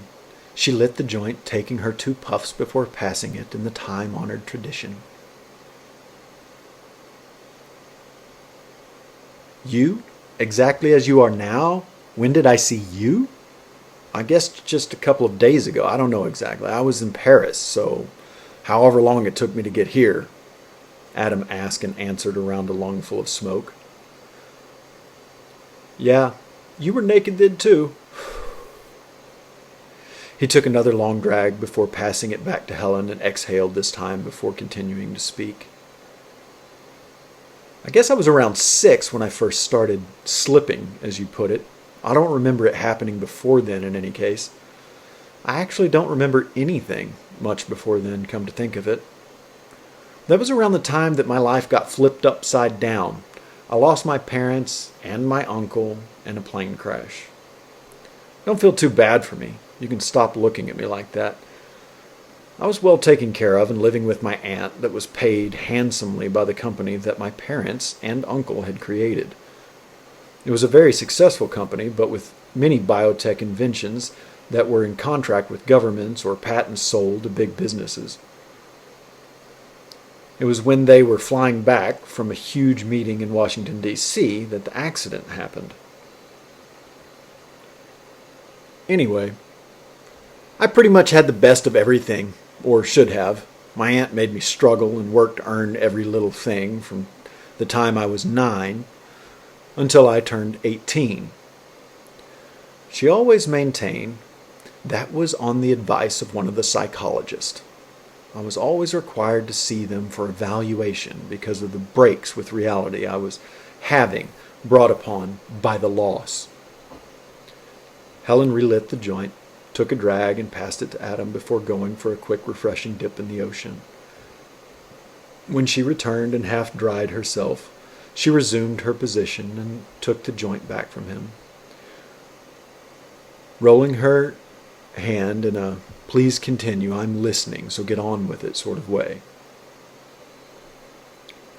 Adam smiled and leaned back so Helen could not help but notice the state her present had and attire had put him in before continuing, after making sure that her eyes had focused where he intended.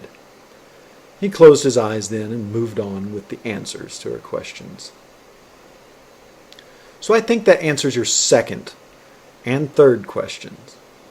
It may seem like it answers your first question as well, but mine is a bit of a strange tale. Adam opened one eye to check on his listener, who had taken another puff of the joint and scooted a bit closer to him, with her focus still intently where he wanted it. If you are wondering what is going on through Helen's head at this time, allow me to discreetly fill you in on the goings-on in there. She was of three minds at that moment, and unsure which one she was going to follow. There was the part of her that was incredibly, almost uncontrollably, incomprehensibly attracted to this strange man Adam, whom she barely knew.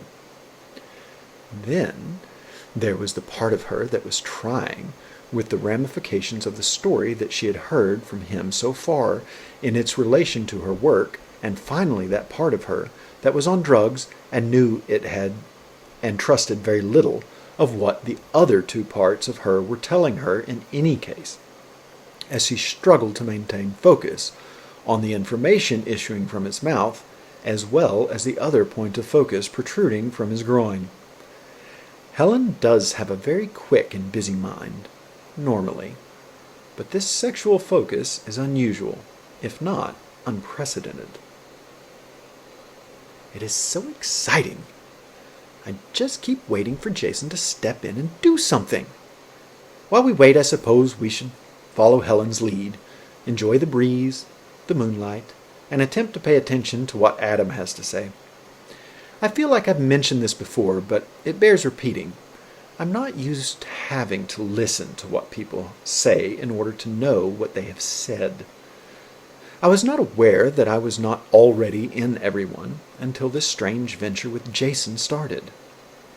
Please don't misunderstand. I'm not complaining, merely curious. And much as you must be, looking forward to see how this might play out. Adam took a swig from the bottle to wet his throat before he continued, eyes still closed, leaning back on the beach in the moonlight. These slips I have are not small things. Sometimes I live out an entire lifetime before coming back into this body in this time. There seems to be a thread, though, that connects me to this energy of you. It's hard to explain, but anytime I'm in a life where you or the energy of you is there, I have to be with you. I feel compelled. It's overwhelming. You're not part of every slip for me, but the ones you are, it does not matter if I came into the life in ancient India or Australia or Italy or Paris. I see you. You're always naked the moment I first see you. You might look totally different, but there is this sameness about you that is hard to explain. I know that I must find a way to be with you. That is something certain. Helen looked up to his face before moving closer and kissing him.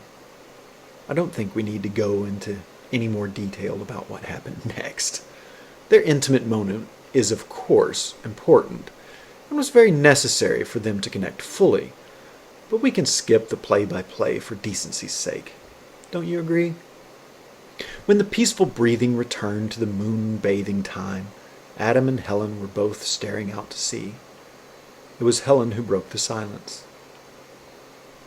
"Adam," she whispered, "what is it like when you're thinking to yourself?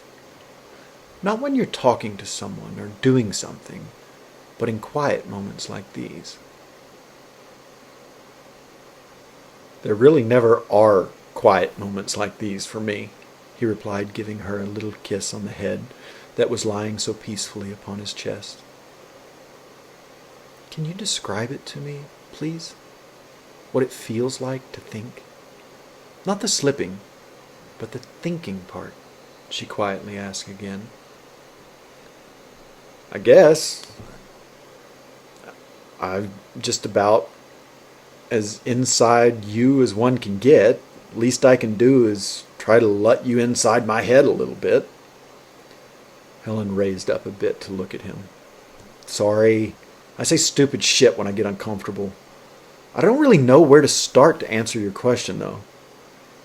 My living many lives and returning to this one, or the slips as you call them, cannot be taken out of the equation. Sometimes I don't slip into another life, but just sort of blend through time. Certain things are the same as in this time, but other things have changed drastically. Like when I was in Paris, not long after I saw you walking naked down the street in what was a sort of slip. I was still me, but everything else was different. Then I saw you again on the book cover, this time fully as myself, but it was still strange because there was a coffee that I had not ordered sitting on the bar, then another little slip while I waited for my attorney to get back in touch with me after I gave him the task of finding you from the information I got off the lady's book cover. He's a resourceful fellow and should be for the price. Anyway, I was getting into a cab and another slip happened. It was no longer a taxi of our time, but one from the mid-1800s, I would guess. These things happen often to me, both in this life as well as others I've lived. I could write so many memories of other lives that I've lived. I mean, the ones that went more or less from point A to what is like to say goodbye to your partner on your deathbed of point B.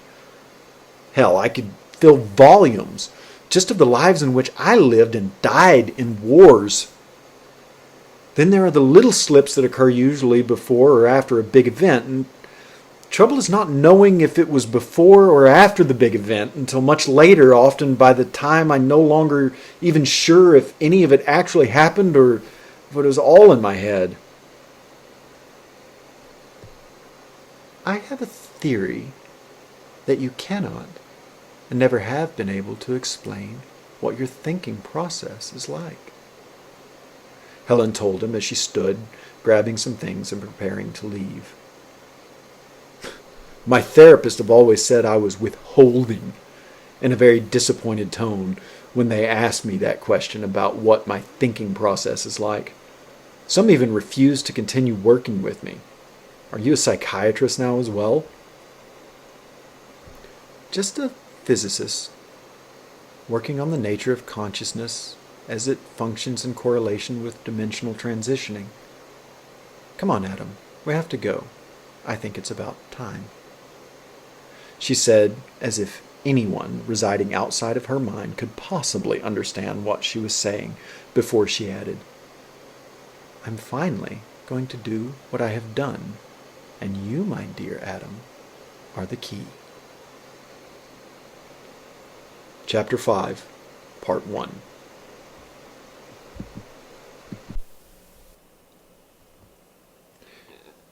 Helen and Adam awoke at almost noon in a hotel not far from her lab and office at the university. It was obviously not possible to stay in his house, as neither of them had the energy to try and stop the party that was in full swing when they left their moonbathing retreat on the beach. Helen reached for the phone and ordered up a brunch fit for royalty, and Adam filled the built-for-4 bathtub. Adam had opened a bottle of beer and offered one to Helen, who refused, merely shaking her head. She then started through her yoga routine on the carpet, with the sun shining in on her through the balcony doors. When the food arrived, it was left to Adam to go and retrieve it, stepping out of the half-full bath with his half-full beer, wrapping a towel around his waist. He pulled the cart into the room with one hand, signed the bill, and tossed $100 bill as a tip with the other. He then dragged the whole thing over to the edge of the giant bath. Dropping the towel, he slid back into the rising water of the enormous bath, wincing as he sipped his beer. I can tell you that this is one time that I am sure it is a good thing not to be inside of someone's head. I left Adam with his pain in his head and his pleasure showing on his face as he watched Helen complete her yoga routine before sitting cross-legged on the floor, still in the sun, to meditate. It's always such a pleasure for me to watch the thought of those attempting to meditate. Oh, the thoughts that I have seen as people have worked so hard not to have any thoughts. I once sat with a guru, famous for his long meditation sessions without moving. He always started the same way. Forgive me when I slip up with the timing of things. It is not something, as you know, that I generally concern myself with. And I am doing purely for your benefit and clarity. Thank you. He would sit and think about sex, then food, then try to focus on his breathing. Then he would focus on his heartbeat before moving up to feel himself swallow. Then he would think about how his skull connected to his spine before rolling his eyes back in his head and ending trying to envision himself from above himself. This was strange, I thought, but it seemed to keep his mind focused for a while. Then the parade started of all the things he would like to do, places to go, food to eat. He worked so hard to keep these random thoughts out of his mind, to only notice himself from outside of himself. Imagine how funny I found this as the observer of everything. It really only got worse from there, normally ending with his mind focused only on the fact that he really needed to pee. I had been present at times when he had been giving out mantras to students. It was a marvel to me that all those mantras were so wise and melodic, while his true personal mantra was, "I really need to pee, but it hasn't been long enough." It does, of course, work for some people in different ways. Overall, it is fascinating, a practice as mortal things can be. Also, as most mortal things tend to be, it is humorous. Slipping into Helen's mind at that point in time, it was as comforting as Adam's warm bath. When someone has been able to master meditation, it is a marvelous thing to experience. It is not unlike drugs in many ways, but in many ways it is very different, especially the after effects. Her body, after all the activities and sweating from the night before, was still tossing off the lingering drug effects. The yoga had helped push it out of her as she breathed and contorted her body, wringing toxins out like dirty dishwater from a sponge. Her mind, it seems, needed far less effort to return to a feeling of normalcy. Not that the meditative state is exactly normal, but, well, it's not abnormal either. Her mind felt so smooth, for lack of a better word. If I am like the river that cannot be stepped in twice at the same point, her mind is like that stone at the bottom of the river, polished and smooth to perfection. Not one thought of having to pee entered her consciousness, even though her bladder was very full from all the water she had been drinking to flush herself clean. I'm not sure if I actually sleep, but I must have dozed in Helen's mind as I was jolted out of this peaceful haze by detailed list of to-dos and the plan of attack that popped into her mind as she walked to the toilet. I think it is easier when they speak to each other to simply repeat to you the conversation instead of giving it to you in my own words. I've never tried to communicate this way before, so I'm just winging it. Such a great expression. Don't worry, I won't make you listen to every single thing they say. We can still just skip to the important bits, and I can, of course, just fill you in on the parts that might remain unclear without at least a little explanation. You know that I'm just here looking for an explanation myself to the great question. Where is Jason? He was so busy bringing Helen to this point, interacting with things that touched her life, almost forcing her to this exact point, just as she is now. So why doesn't he want to be around to see his handiwork? Where does he go when I cannot see him? Still so many delicious questions to feast upon. If only there were just a simple way for me to keep tabs on him instead of just waiting around those he obviously has some interest in, the hopes of crossing his path. I like Helen in any case. The jury is still out for me on Adam. How do you tell if you like someone when you cannot know everything that they have ever done or all the possibilities of all the things that they might do? I've said it before, and I will say it again. It is admirable the way you all just muddle it along. Okay. Back to the stars of our show. Our dear Helen, after having taken care of her necessity, has made her way to the breakfast cart. She picks a healthy assortment of fruits, nuts, smoked salmon, half a bagel with sprouts, and a glass of green smoothie, and the whole pot of green tea, carefully setting them down within reach of where her position will be opposite Adam in the tub. Adam, for his part, has not yet touched the food, and only managed half his beer, wincing after each swallow, as if it was some sort of foul medicine. You should just switch to coffee. That beer looks painful, Helen tells her erstwhile lover across the tub as she sips her green smoothie. I know, but beer first, or the headache will never go away. I've been dispatching hangovers forever. Is her only reply to that thought before adding in a very matter-of-fact tone. We have to go to my lab. I need to take a few brain scan readings from you to confirm my suspicions.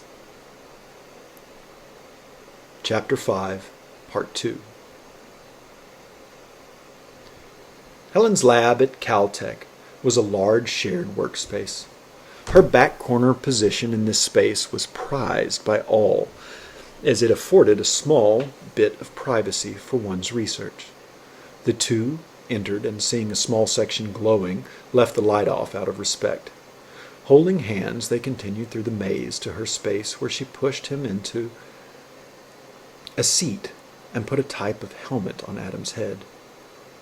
The underside of the helmet had numerous small metal nipples that attached to springs and wires that allowed it to gather electrical information from the brain.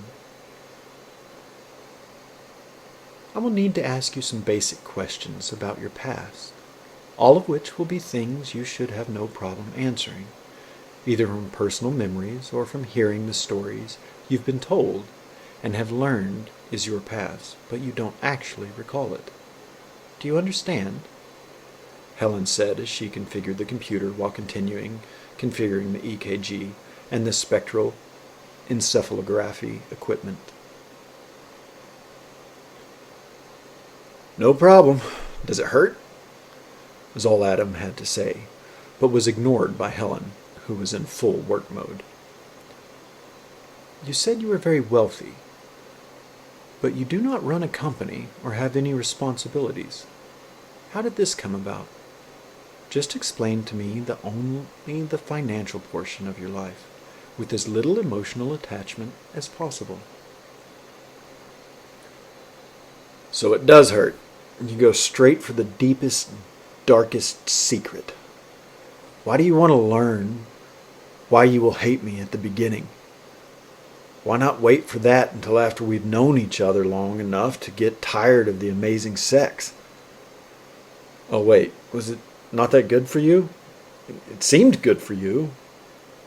Helen interrupted him with a kiss, telling him, as the kiss broke, I love you. Don't be silly. The sex is amazing, and I look forward to more of it. That will have to wait, though, and there is nothing that you can say to me about your past that will make me think less of you at this moment. It is my need to understand these things, and only you can fulfill this need for me. you will have to answer some questions so that I can map your brain and see if my suspicions are correct. I will tell you now what I think I know, and if I'm correct, you can just go on answering my questions. Deal?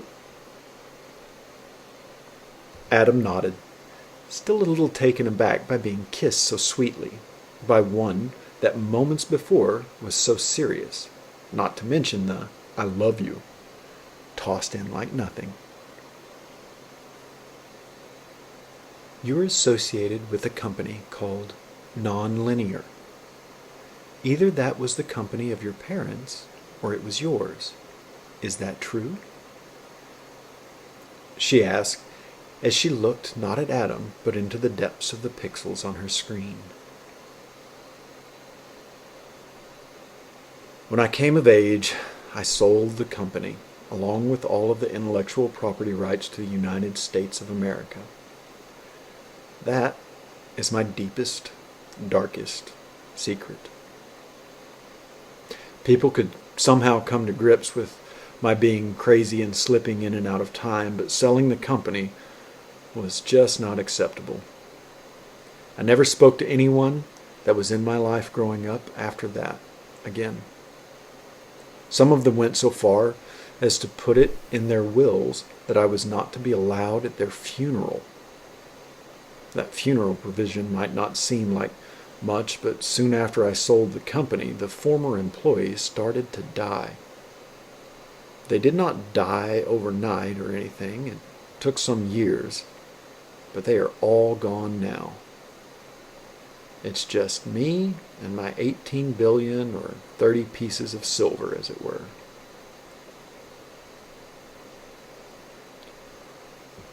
Adam had spoken all of this with his eyes cast down, hands lying on his lap, unclasped, raising his eyes to look over at Helen. Though the wires attached to the device on his skull, he looked for all the world like a puppy that had been peed on the rug. You can imagine his surprise when he saw a smiling Helen staring at the computer. "That's very good," she said, never moving her eyes from the computer before asking her next question. "So the slips. What happens to your body here when you slip?" "Did you actually listen to a word I said? Or you only care about what is on the screen?" Adam asked in reply. "I was already pretty sure of your story, Adam. I just needed you to give me a baseline of your brainwave patterns. So just keep answering my questions.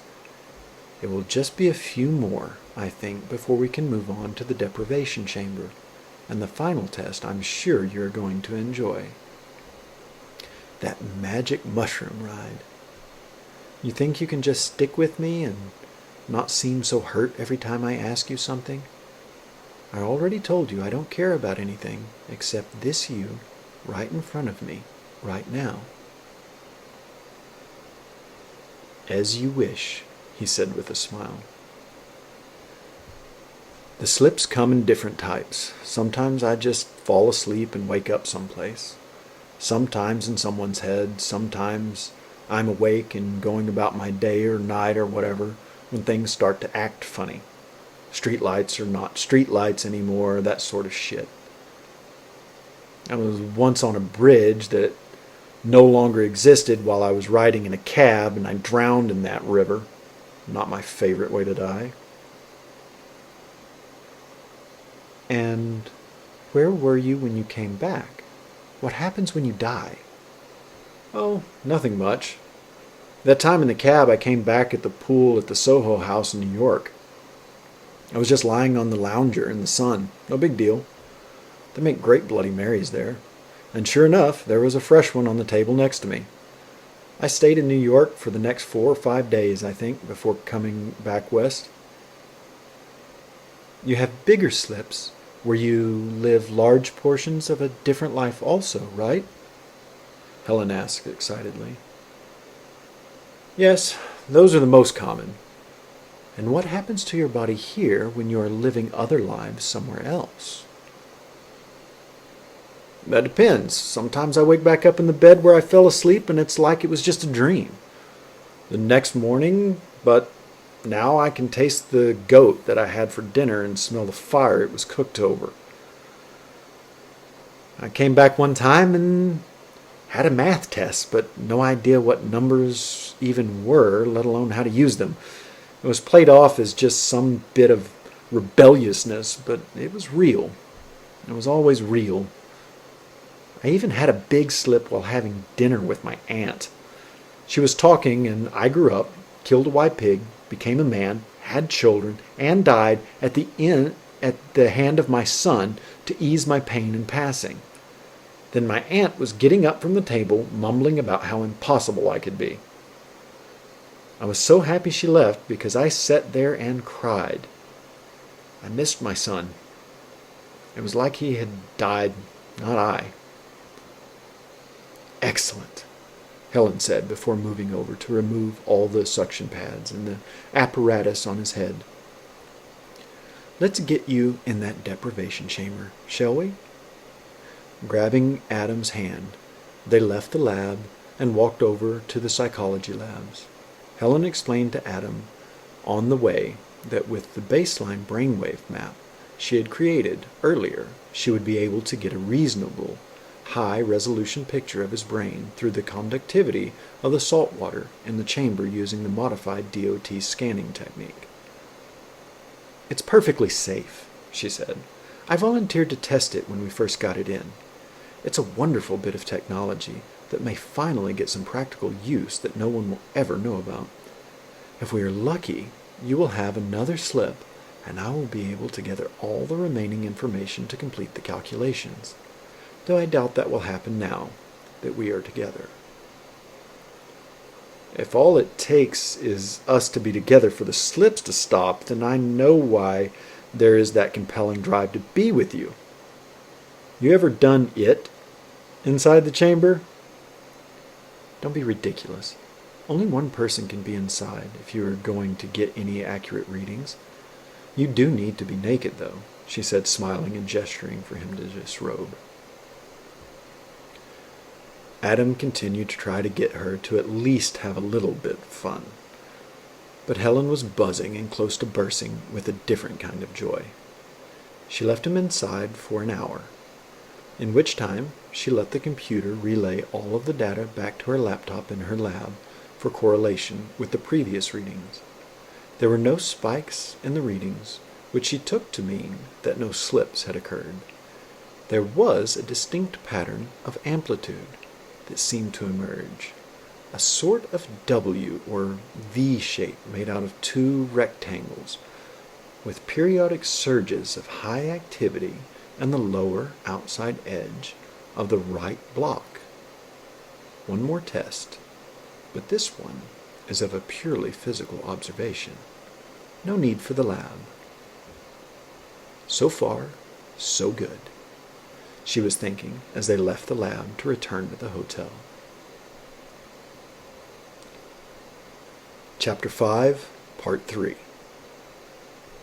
I have enjoyed staying in Helen's mind most of the time as she comes to realizations of conclusions that have been hidden in plain sight. She is so happy, flooded as she is with the oxytocin of love, all the love-making and doubling it up with the excitement of arriving at the culmination of her endeavors all wrapped in the same package. Whew, the hormonally released drugs in her brain are a heady mixture. Excuse the pun, I just couldn't help myself. I do wish that I could see what is going on with Adam. Also, where's my dear Jason? Will he ever show up? As I mill around in the thoughts of Helen, it is clear that this will be a momentous occasion, and one that it seems most probable that Jason has been orchestrating in his unique way. Why would he go through all the trouble to make sure that Adam follow an exact path throughout history that leads him to this exact point and not show up for the party? Has he lost interest? Is his job here complete and he's moved on entirely? Oh, Jason, dear Jason, will you please come and sit with me to watch the show you have directed? There's nothing I can do but continue to watch along. Jason will either show up or he won't. I'm now like all of you, with nothing to do but stare at the phone and hope it rings. Helen just got back in the car after a quick stop at a pharmacy to procure the required fungi for the next experiment. Adam, of course, offered to have his guy get it delivered, but Helen insisted, as she had taken these before and could vouch for them. Adam wanted to go back to his place, but Helen wanted to remain closer to the lab, so they retired back to the hotel to prepare for the evening. Helen was hungry, but Adam was not allowed to eat. The emptier you are, the less likely that you will vomit, and the more effective the drink, Helen explained. I would hate for the rat to disrupt the experiment, Adam chuckled. It did not take long for Helen's dinner and the hot water to arrive. Helen had already chopped the ground and mushrooms as much as possible when it did, while Adam took care of the necessary duties of signing the bill and tipping the man. Helen had already added the entire contents of the bag to the teapot and set a simmer.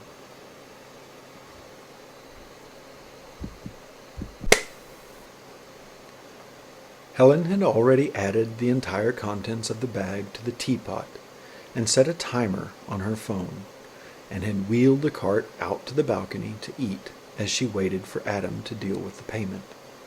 She waited patiently, not touching her food, even though she was very hungry. And Adam would not be eating with her. When Adam did join her, he opened the bottle of mineral water and poured them each a glass before sitting down. The funny thought of butterflies kept running through Helen's mind as she waited. She was calming herself and not allowing the excitement she was feeling from these mental images of butterflies to affect her in any way. She noticed herself as she felt these feelings and had these thoughts.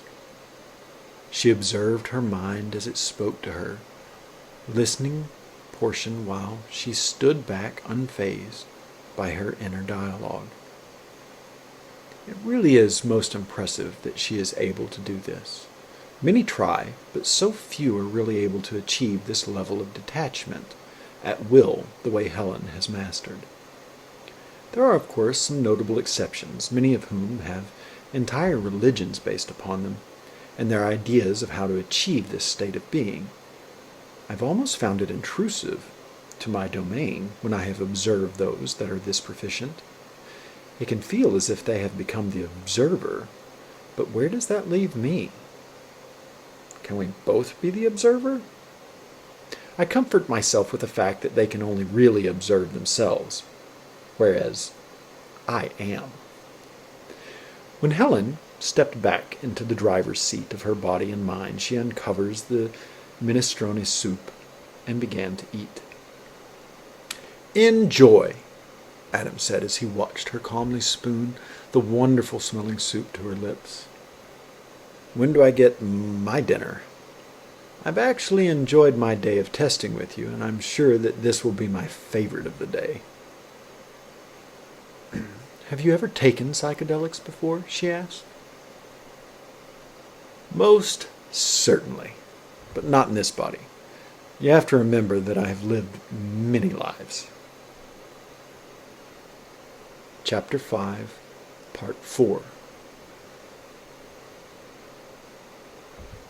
Adam did indeed take the concoction that was prepared for him by Helen's loving hands in the body that he was born into this time. I do wish I could explain it better than he was able to do, but given that I am still not allowed inside Adam, the best I can do is from the viewpoint of Helen, as Adam explained it to her. It might not make much sense, as we would like it, but it is all that can be explained within the confines of current language. Please feel free to ask questions at the end if you need clarification. I'm not sure that I will be able to answer, but I am interested in what you might have to say." Adam drank the tea as Helen finished eating.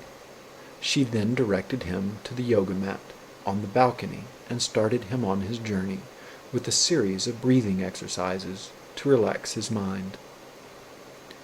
Some time later, as Helen continued to count out his breath, Adam opened his eyes. "Why am I all alone?" he said. "I'm here," Helen replied as she took his hand. "Not that!" Adam screamed. "I know you are here now, there. Why am I alone in here?" "It's okay, Adam. It's Helen, and I love you," she said. Adam looked over to Helen and had nothing but love in his eyes for her. "I love you," he said matter-of-factly. "I always have. You would know that if you'd been paying attention." "How should I have paid attention?" Helen asked. "I don't know. Isn't it obvious? It's so obvious!" Adam screamed as he bolted upright from the mat. "The lives I've lived and all that I've done, the ones that are always with me have you in them. I have only ever been in love with you. I've made love to many women and many lives, but I've only ever loved you. Don't you see?" Adam almost screamed at Helen. Helen soothed him and gave him some water, helping him to calm down and lay back on the mat. I noticed that Helen was not concerned by this outburst. Helen was thinking only of Lawrence. Her mind was leading her to the story of, "You were the butterfly. I had to touch you. I've always loved you, and I had to touch you. I changed the world every time I did, and I did not care. The only thing that mattered was you. I've searched for you throughout time. I've known you in every face I've ever loved. I've felt you in every desire I've ever had. Helen, you're the part of me I'm missing. I finally found myself in you." She sat calmly, soothing Adam, looking into his eyes with perfect love that was full of understanding. Helen, you see, had an understanding of not only Lorentz and chaos theory, but also of Nikola Tesla and his crazy theory of 369, or what is more commonly known now as vortex math. Helen had always kept this hidden suspicion that Tesla and his 369 theory was correct. It was the proof of this that Adam was speaking of when placed together with the previous test that allowed her to see the 369 pattern in his brainwaves that gave her the conclusion that she had so long believed to be correct. It was at that moment of Helen's realization that Jason appeared. He walked in, looked directly at me, and smiled.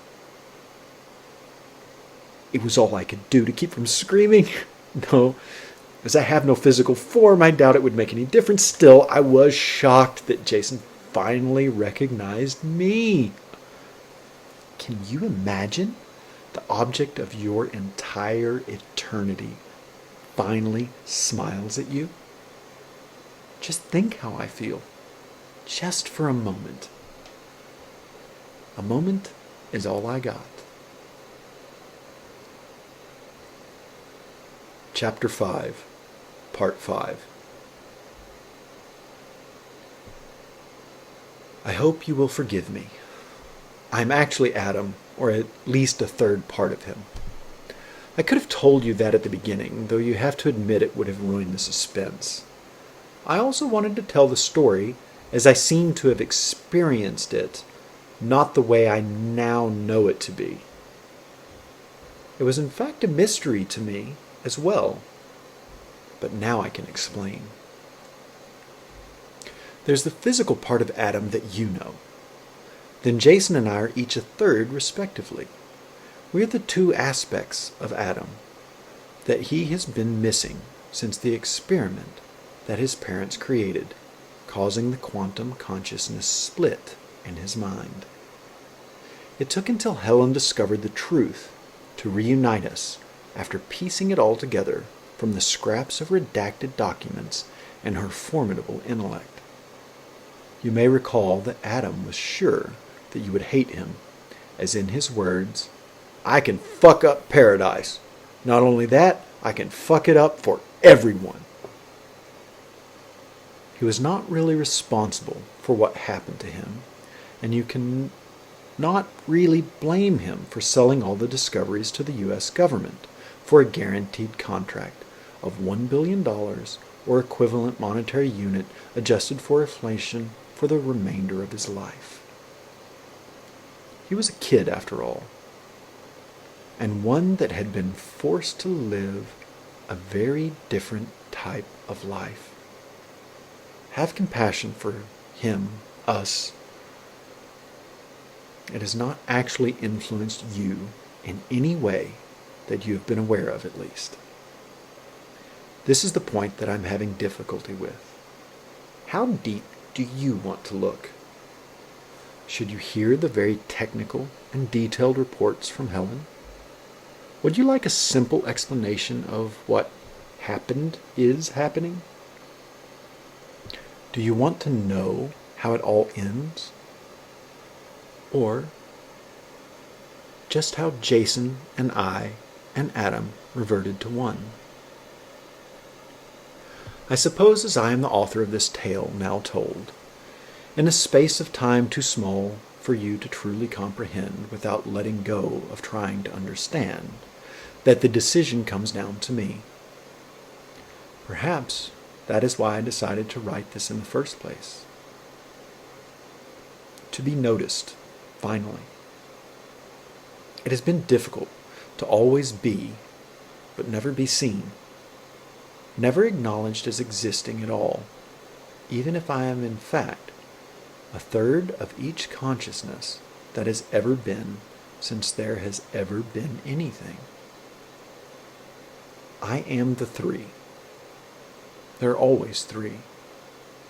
The part that makes this story unique is that a fourth was needed. We had been split apart and needed Helen to bring us together. Not just any Helen. Not that Helen of Troy or any of the other possibilities of Helen. We needed this Helen. Exactly. It was Jason's mission to alter whatever needed to be altered in order to bring that about. A Jason Roman free had never happened before Adam's parents. You could call that moment in your common sci-fi parlance a nexus event. It brought things together. Even for me, it altered things as Jason altered them, pushing the unpushable into a straight line. Now we are reunited, but the cat is out of the bag about how to harness quantum gravity to alter reality by changing consciousness. You can see why the government did not want this information in the public sphere. Governments like the status quo. Any upheaval often means a change in government. Things on the macro-physical scale are so much easier to describe and understand. Don't you think? The government was happy to pay whatever to Adam and leave the poor guy in a type of limbo they did not understand, just to bury the reality of how reality actually works. As Helen will go on to explain, and I'm sure win many awards for doing so, quantum gravity not only exists and has effect, but it does so also on real and rational numbers and sizes. As I do in fact know all of you, I also know there is a limit to what you want to know about. I also know that there are many that want the nitty-gritty details. You cannot please everybody, and as the observer of everybody, I will attest to that fact. I will give a single sentence to try and appease those looking for the solution, and only one sentence to keep from frustrating the rest. Ready? Planck's constant Reduction via the process of vortex math. I do want to say more. Back to our story. What happened after Jason saw me?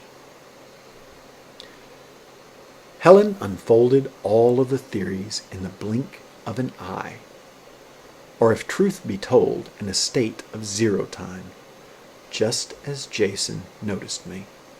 She understood what had happened and how it could be reversed. She became the 10 to the power of 10,123 possibility of existence as you know it to exist. She was the quantity that started the Big Bang, that set it all in motion. She was the only one in this existence that understood. She soothed Adam as it all became clear to her. She listened to his story of what was happening to him in his state of altered consciousness. "What do you see?" Helen asked him. "I see me, or me as I would like to see me. God, it's just the way I want you to see me, and he just appeared in the room," Adam replied. "What is he doing, this other you doing?" "He seems to be smiling at someone else here that I cannot see. Why can't I see what he's seeing?" "Don't worry about that. I can help you with that. You, Adam, have given me the keys to be able to put it all together. I can put you back together. That other, more perfect you is you. And what he is smiling at is the observer of us all. The connections between the three of you have been pushed apart, but I can put them together if you want." "Oh, yes, Helen, the only thing I want more than that is you," Adam blurted out quickly. "Let's finish the journey you are now on. I want you to remember every detail. It is important that you remember everything. This is like a dream, but it is very real. And we need the feeling as well as the detail of the memory. Do you understand?" "I'll never be able to forget my own face." "Or the feeling of seeing it. You must hold this feeling. I never want to let this feeling go. I am whole. I've never been complete, and now I am complete. Thank you." Adam then sobbed for some time. Jason went to him and put his hands through both Helen and Adam as he looked at me. I went to embrace him as he disappeared. Adam was at that point coming back to himself. Helen gave him some food, but not the drink he was asking for, only water. 3 of their days later, Helen was ready at the lab, reversing the experiment of Adam's parents. She reunited Jason, Adam, and myself. That, my dear friends, is where I will leave you, whole again, knowing now from whence I came, but not yet where I will go. Jason and Adam and I. The end. Thank you.